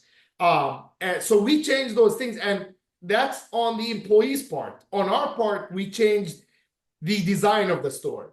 We put a green panel in the middle that has a self-fix policy. We put buying back policy. You must have an ID and a fingerprint, blah, blah, blah. When you're selling a device, every device will get reported to the state. That's on buying back.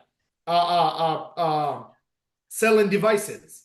Every device, no refund, but we will exchange within 7 days. Device must be in original condition as it was purchased. No refund. No refund.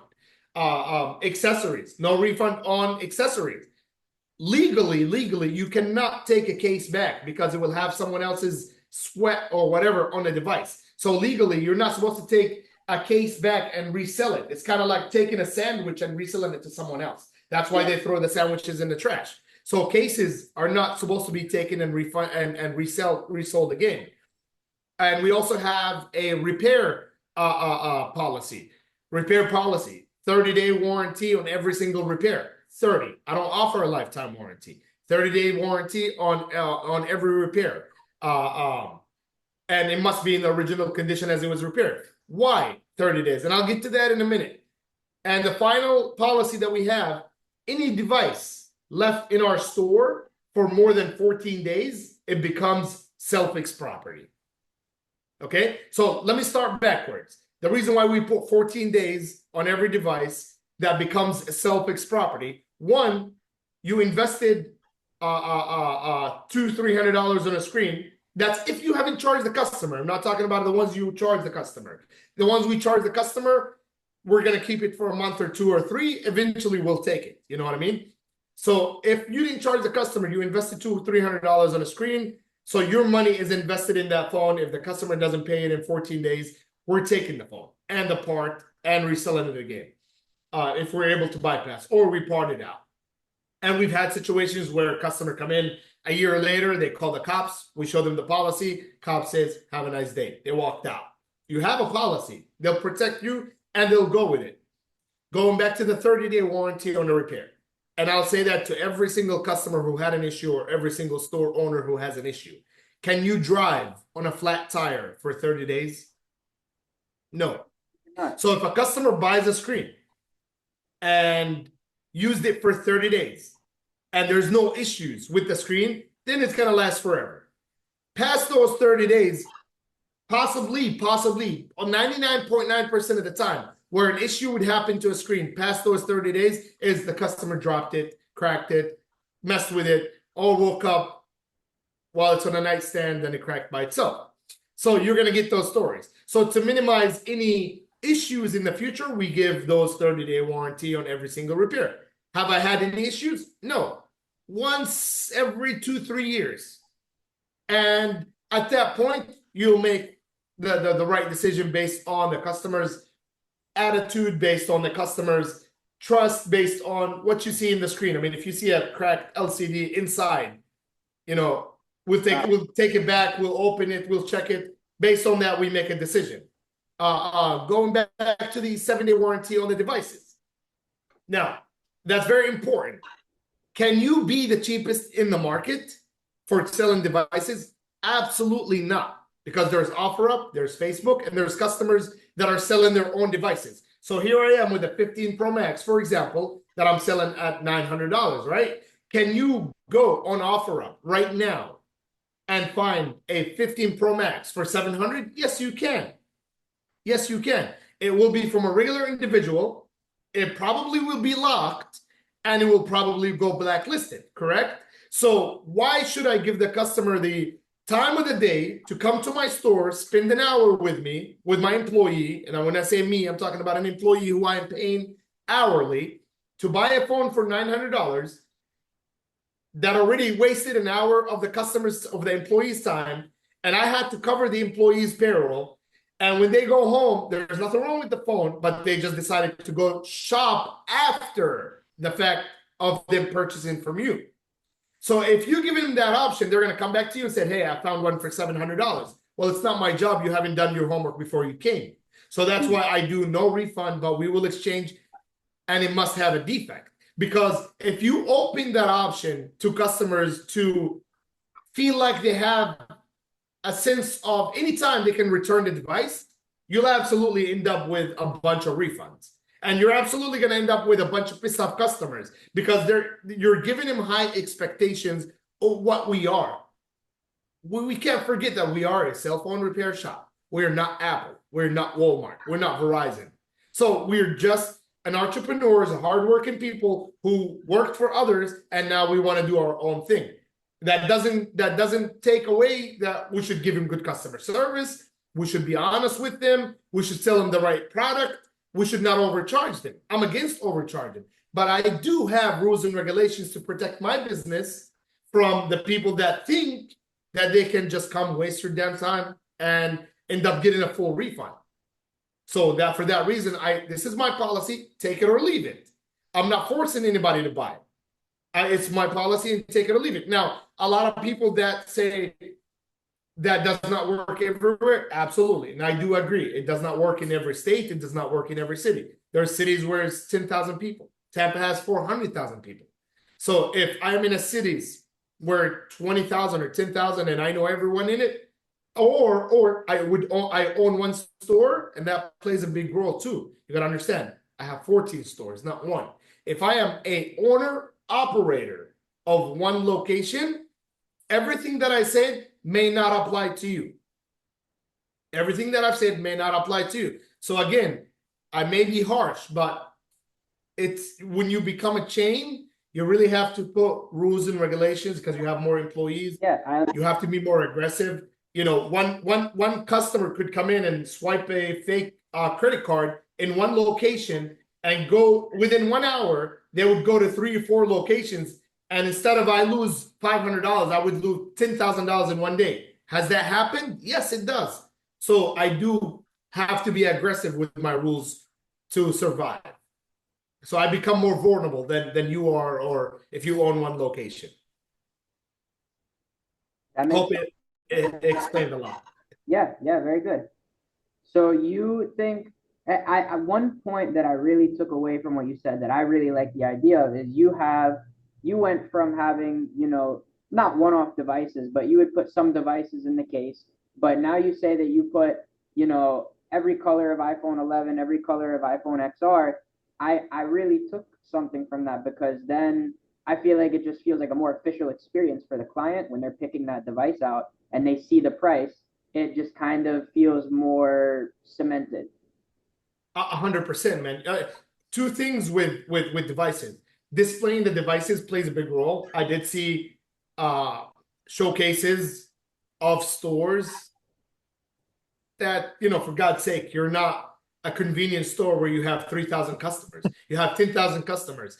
And I'm sorry to say this, get the fuck off your ass and clean your showcases, clean your displays, clean them up, fix them up. Like we have a saying, I don't know if it works the same in English, but we have a saying in Arabic, the eye buys.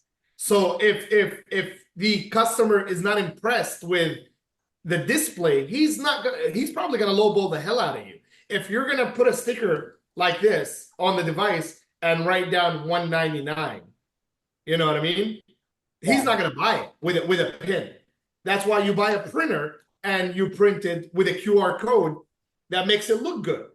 Now, you're seeing QR codes of cars that cost $200,000. You don't say, wow, that's expensive. You probably would, but if it's written out in a very nice professional way with all the small talks on it, you're not going to say, wow, it's expensive. So I think the display is very, very important. When a customer come in, make sure your display is right. Don't throw your phones on your display like this. You know what I mean? Don't do that. You know what I mean? Make sure it's sitting right. Make sure the color of the back is showing. Make sure the price is with a QR code. Make sure the price is displayed. We don't display the price to the customer. We actually display the price to the employee.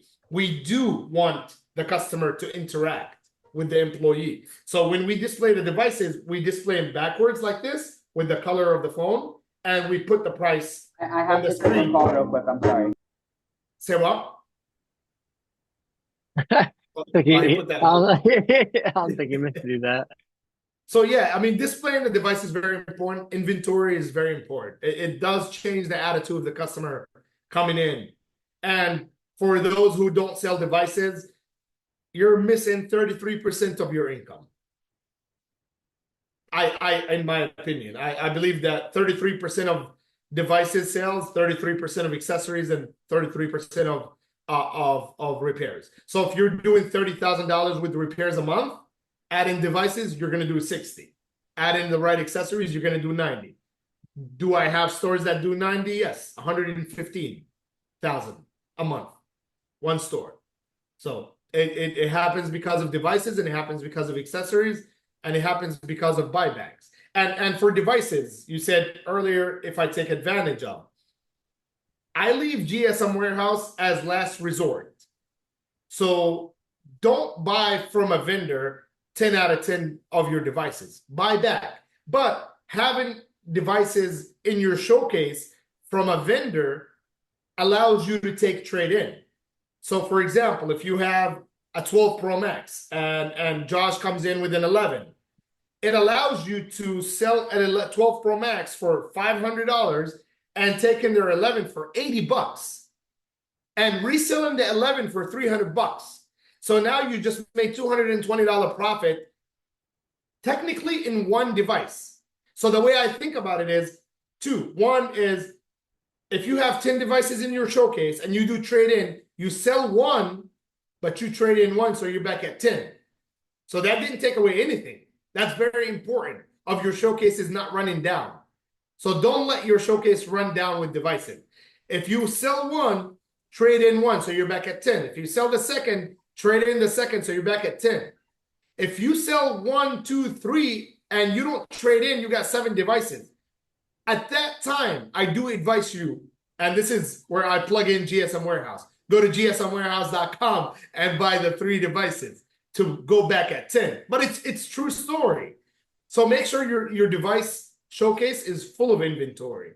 You have to set inventory level where people, and this is huge, where a lot of people don't set inventory level to their stores, because you could have 10 devices and you just sold 5, and now you have 5, but you have 5,000 in the bank and you thought that was profit, but it's not profit. This is the cost of the devices that you sold that you did not reinvest. So now the month after that, you spent the 5,000 on in the casino, but now you only have 5 devices. And December comes, Christmas comes, you sold the 5 devices, and now you have no devices, and you have no money to buy back devices. So inventory level is very important. I hope I didn't say too much information, but I think it is valuable.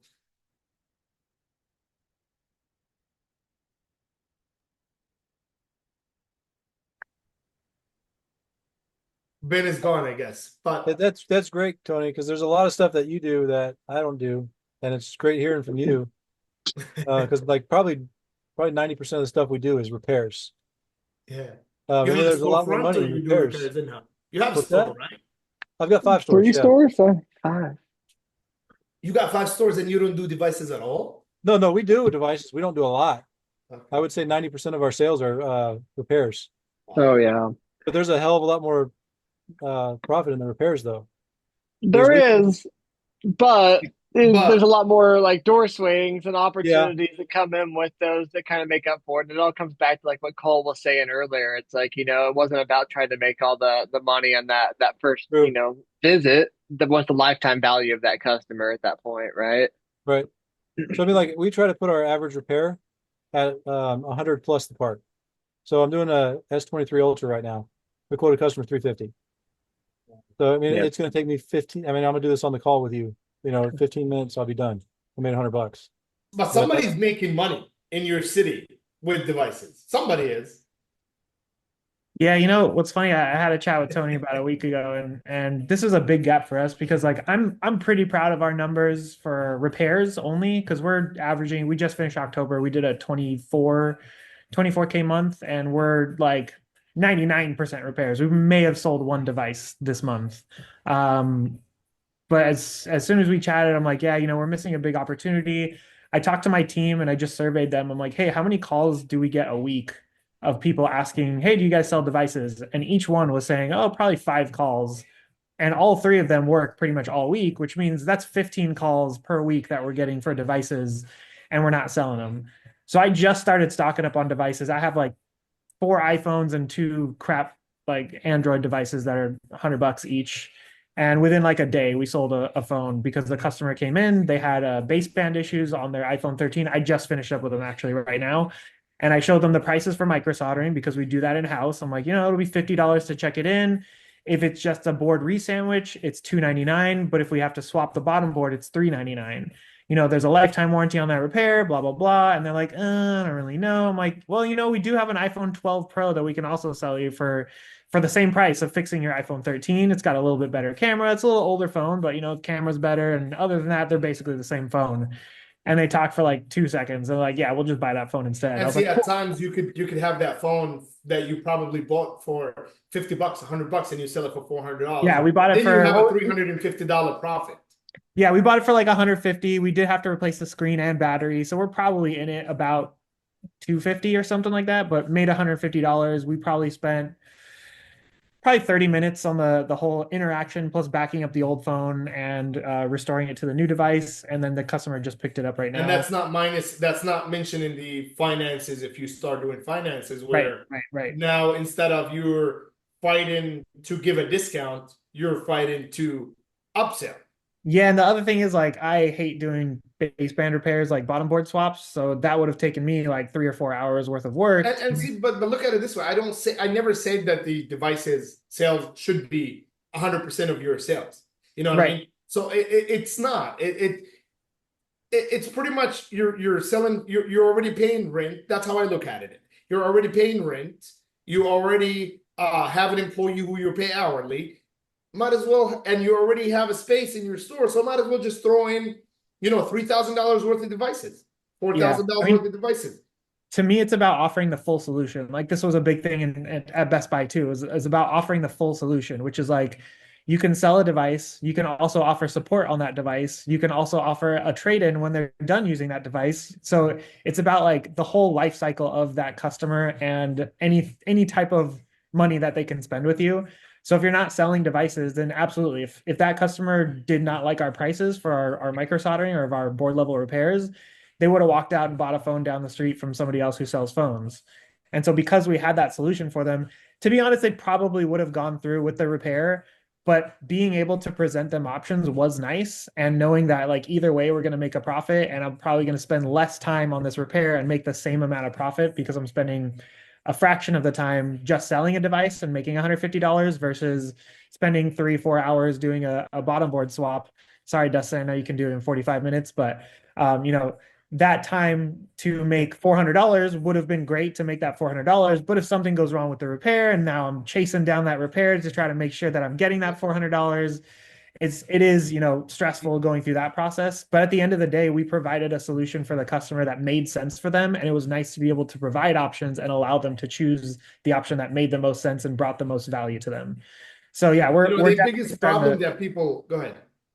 I was just going to say we're definitely starting to stock up a little bit more on pricing or on phones just so that we have something that kind of fits every price range. And we're not going to be carrying 30, 40, 50 phones. We're going to start with 10 or 20 and just kind of see how it goes. And as demand starts to build, we'll increase inventory. But again, just being able to be that person that provides that solution is everything. Because I often see people jump in the groups and they're like, hey, what do you guys think I should sell in my store? And we're not the people to answer that question for that business owner. The customers are already telling you what they want. All you have to do is listen to them and be cognizant enough to know I have a demand for X in my store because I have customers calling and I'm not able to provide that solution, whether that be unlocks or board level services or selling devices. If you're having multiple customers ask for this stuff every week, those are things that you should be providing to your customer. Otherwise, somebody else is going to provide that to your customer. And as I've always said, it's not about losing that customer that one time.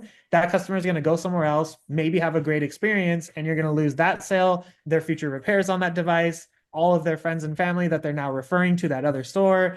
So yeah, we helped a police officer with data recovery like 3 months ago, and we charged them $400. They gave us a $100 tip. It was an amazing sale. If we didn't provide that service, he probably would have gone somewhere else because he came here and he drove 30 miles to come to our store and past 37 other stores on the way. he has referred so many people to us because he's a police officer. Now we have police officers walking in once or twice a week. We have people saying like, "Oh yeah, I'm Tony Gamboa's friend." I've heard that name like maybe 30 times since that person came. But if we were not able to provide that data recovery solution for them, they might have sent it out to Dustin or iPad Rehab, or found another solution. Because when you tell a customer, even if you put your best foot forward and you're like, hey, I really don't think it's worth investing the money to try to fix this, complex issue on your board. You have to get it done by somebody who knows microsoldering. It's very expensive. You're giving all of your logical justifications as to why you think it's not worth being fixed. They're going to go, oh, okay, cool. Let me think about it. They're going to hop in their car and start Googling the next place that's going to give them the answer that they want to hear versus all that great advice that you just gave them. And when they end up at that next store that gave them that solution, that's their new go-to location for everything moving forward. And all of their referrals go there as well. So yeah, you got to listen to your customers. If they're asking you for device sales, if they're asking you for unlocks, like whatever they're asking for, that's where you can expand your business and expand your services to really meet your customers' needs. To touch thing on what Ben said earlier, I did not started having, because I don't want to give you the wrong information. I did not start having the 6 colors of iPhone XR from day one. So one of the biggest mistakes that people do with devices is they get too excited and there they go, $15,000 order, and they sit on devices for a long time. And we all know prices do drop.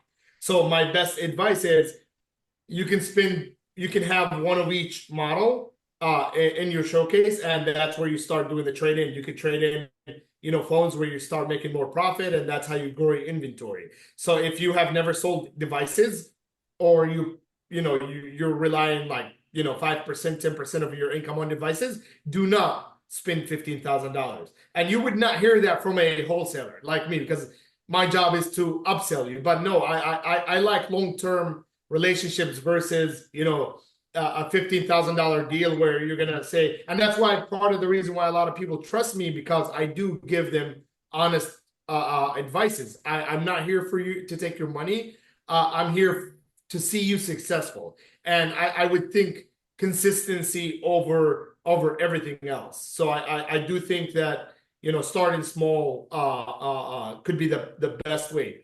And the second part of the prices and how you price things, I do think that customers who go to OfferUp and Facebook Marketplace are maybe always the customers that are looking for the cheapest prices. So I call them bonus customers. So yes, I do burn the prices on social media and offer the lowest in the market, because anybody who comes from Facebook or OfferUp, these customers were not meant for you. So when you advertise online $59 for iPhone 11 and you advertise it at $99 in your store, originally you're only getting 3 customers that are spending $300. But now you're getting 6 customers. 3 of them are spending $100 each, and 3 of them are spending $59 each. So now you have 3 bonus customers. And that's how I look at it. I don't offer cheap prices to everyone. My walk-in pay differently. But when I advertise, I have to be the cheapest when customers go on social media. And these customers are bonus. I'm already paying rent. I'm already paying employee. So might as well have them. Tony, let me ask you about your lifetime warranty spiel. I mean, your 30-day warranty spiel. All of the reasons you gave for only having a 30-day warranty are the exact same reasons we give for having a lifetime warranty. You said like, oh, would you drive on a flat tire for more than 30 days? Like, no, you'd realize within your first 5 seconds that your tire is flat and you got to get it fixed. That's kind of like why we sell a lifetime warranty, because we know that most of the problems will come up within the first 3 days to 3 weeks, that you're likely not going to see any issues after that, which we likely don't. So it just becomes a huge value proposition for us, and displays the confidence in our quality, in our level of service. And it does get us more sales, because they call around, they say like, oh, we heard that you guys have a lifetime warranty. Everybody else had like a 30-day, 90-day warranty. So we decided to come to you. So it is a selling point for us.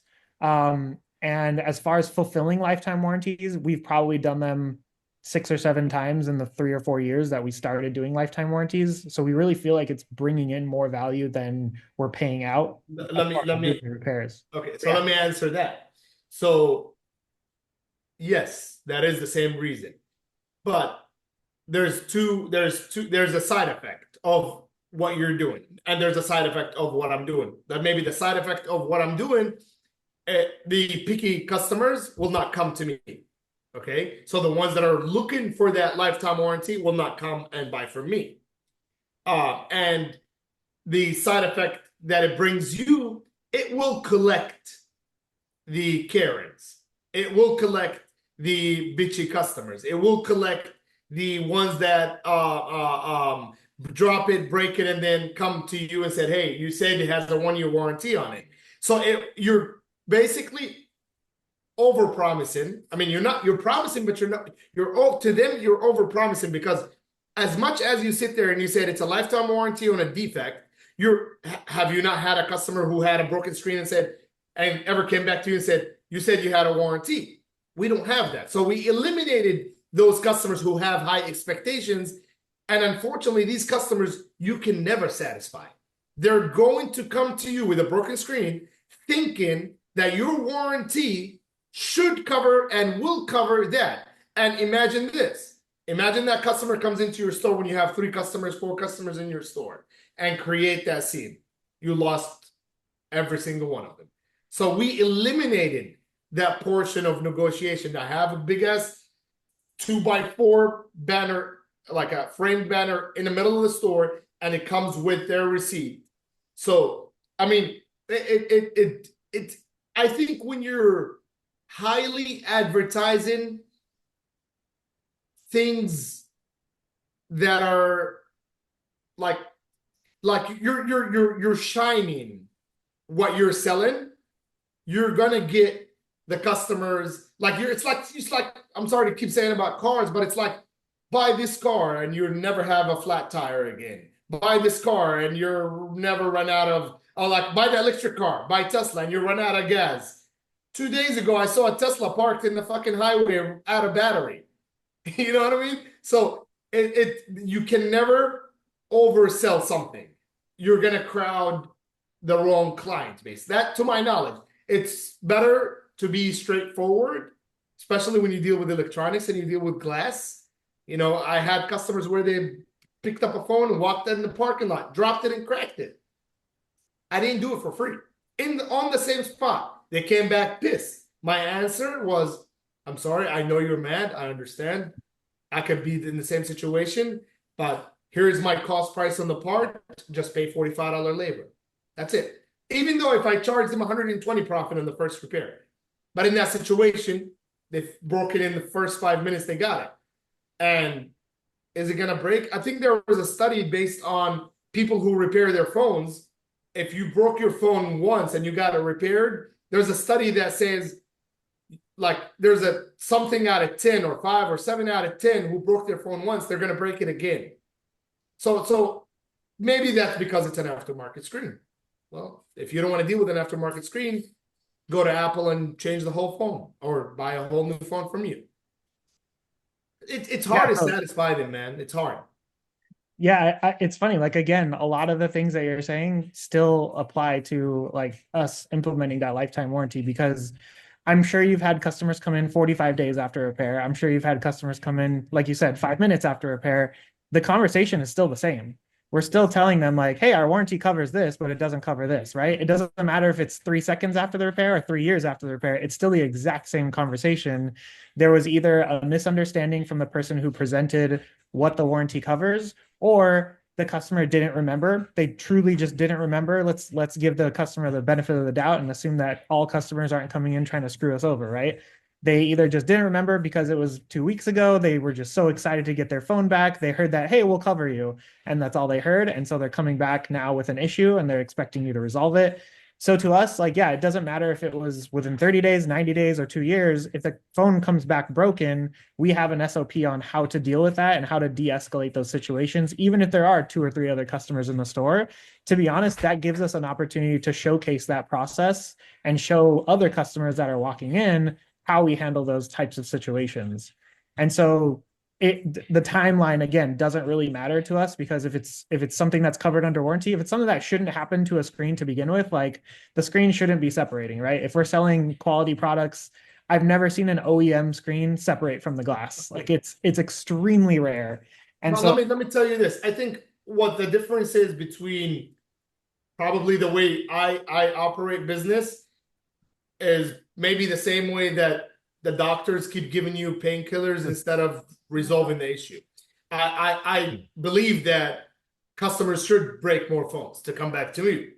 I believe that, you know, I should sell aftermarket chargers because it's cheaper, it's better for us to come back and buy more. It's more of what you're believing in is probably eliminating the issue, but I think by eliminating the issue for the customer, you'll run out of business. And with why do you say that? Because if you sell an original screen where it's not going to break again, for example, that customer, you won't see him until 3 years later. If I'm I sell an I'm aftermarket definitely screen, not he's hoping going to it doesn't break it every break month. again. I get you. Yeah. So that's the idea. The idea is we're here to make money and we're here to make business. And I give them the two options of paying 150 for a screen or 350. 9 out of 10 customers will pay 150 because they want to save money. And when people save money, it's never going to be the best quality. It's like going to a $10 barbershop or going to a $50 barbershop. You know what I mean? You're going to get the exclusive haircut and you're going to get, you know, John Doe haircut. So it's different. It's a different point of view on things. I believe when you go to a clinic, you're going to pay $150 and the doctor won't even touch you. They're going to go to their room, write a prescription, come back, say, yeah, take Tylenol. You'll be okay. But you paid them $150. You know what I mean? And you walk into a hospital, you could pay $3,000, but they're going to take blood tests, blah, blah, blah. But they're still going to tell you take Tylenol. So it's the same principle, but overall, I believe that we're here to make money. And it's not always what I want for me that applies on customers. I would want the expensive watch. I would want an expensive car. I would want, you know, the Maserati that Beer drives. You know what I mean? I would want those things for me. But customers don't. You know, I would want the 15 or 16 Pro Max, but customers have $150. All they can afford is an iPhone 8. So that's where a lot of these things have problems, is we expect customers to settle for what we want. We are entrepreneurs, we're hardworking people, we're business owners, and we don't settle for example, cheap product. But customers do, because that's what makes them consumers. That's what makes them customers, is they're okay when an iPhone 16 Pro Max comes up, they're okay settling for iPhone 11 because that's their budget. You know what I mean? So it's hard to say, I want to sell my customers what I want, because your customers are not the same level as you are. There's middle class, there's low class, there's high class. So I provide everything, and I provide a solution, like you said earlier, to every single part of this industry. You want a phone? We sell you a phone. You want a phone, but you don't have the money? I'll give you finance. You want to repair your phone? I have a repair phone. I can repair your phone. You have a board issue, which you need the information that's inside your phone? We do micro soldering. You want to buy a case and a tempered glass to protect your phone from breaking again? I do have it. You don't want to spend that money? Fine with me. Break it again and come back to me. So it's a solution, and that gives you the choice to have every single customer in your city versus, you know, you don't sell phones. I'm going to go to the other guy to buy phones. Well, he doesn't do finance. Then I'm going to go to the third guy to buy finance. So now you have 3 stores that are competing with you. Why? I'm paying rent. Put everything in one store. Done. I sell prepaid carriers in my stores. I sell accessories in my stores. I only sell iPhone and Samsung cases, only. I do finance. And you'll be surprised who does finance. Listen to the richest people in America. All this shit is not with their money.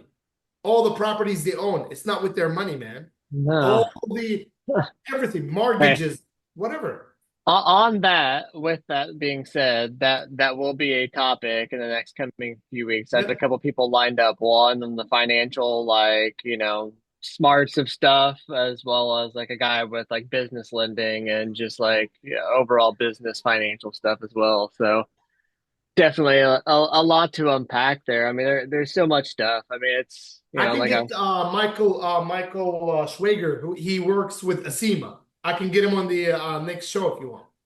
yeah.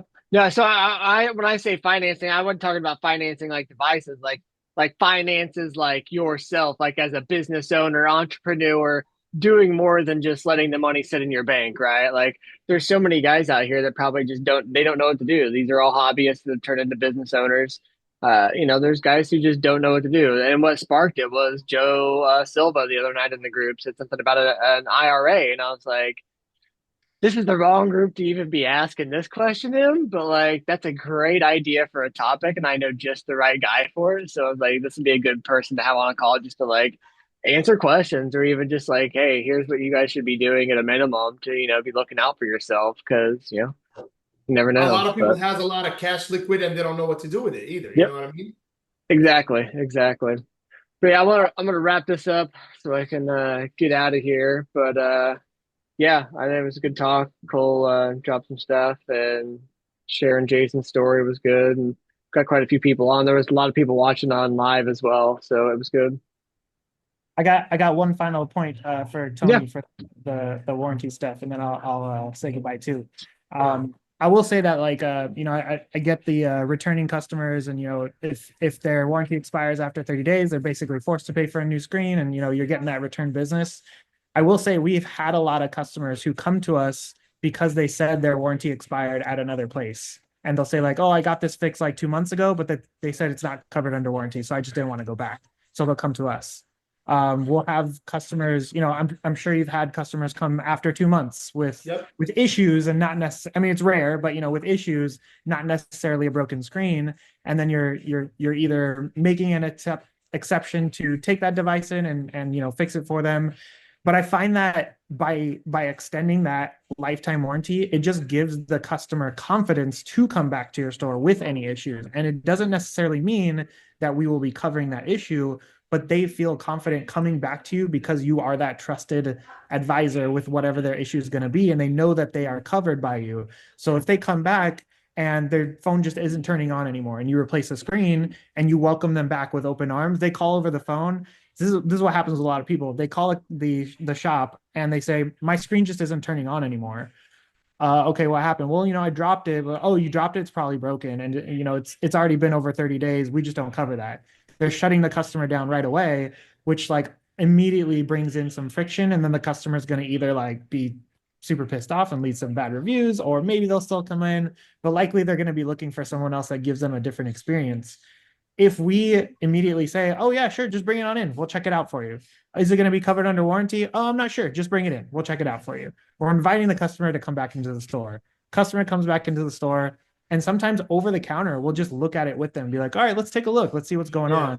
Yeah, I see it's not turning on. Take out a couple bottom screws, 5 minutes, it's open. Oh yeah, I see a little bit of liquid in here. It looks like there may have been some liquid exposure. Definitely something that we can take care of for you.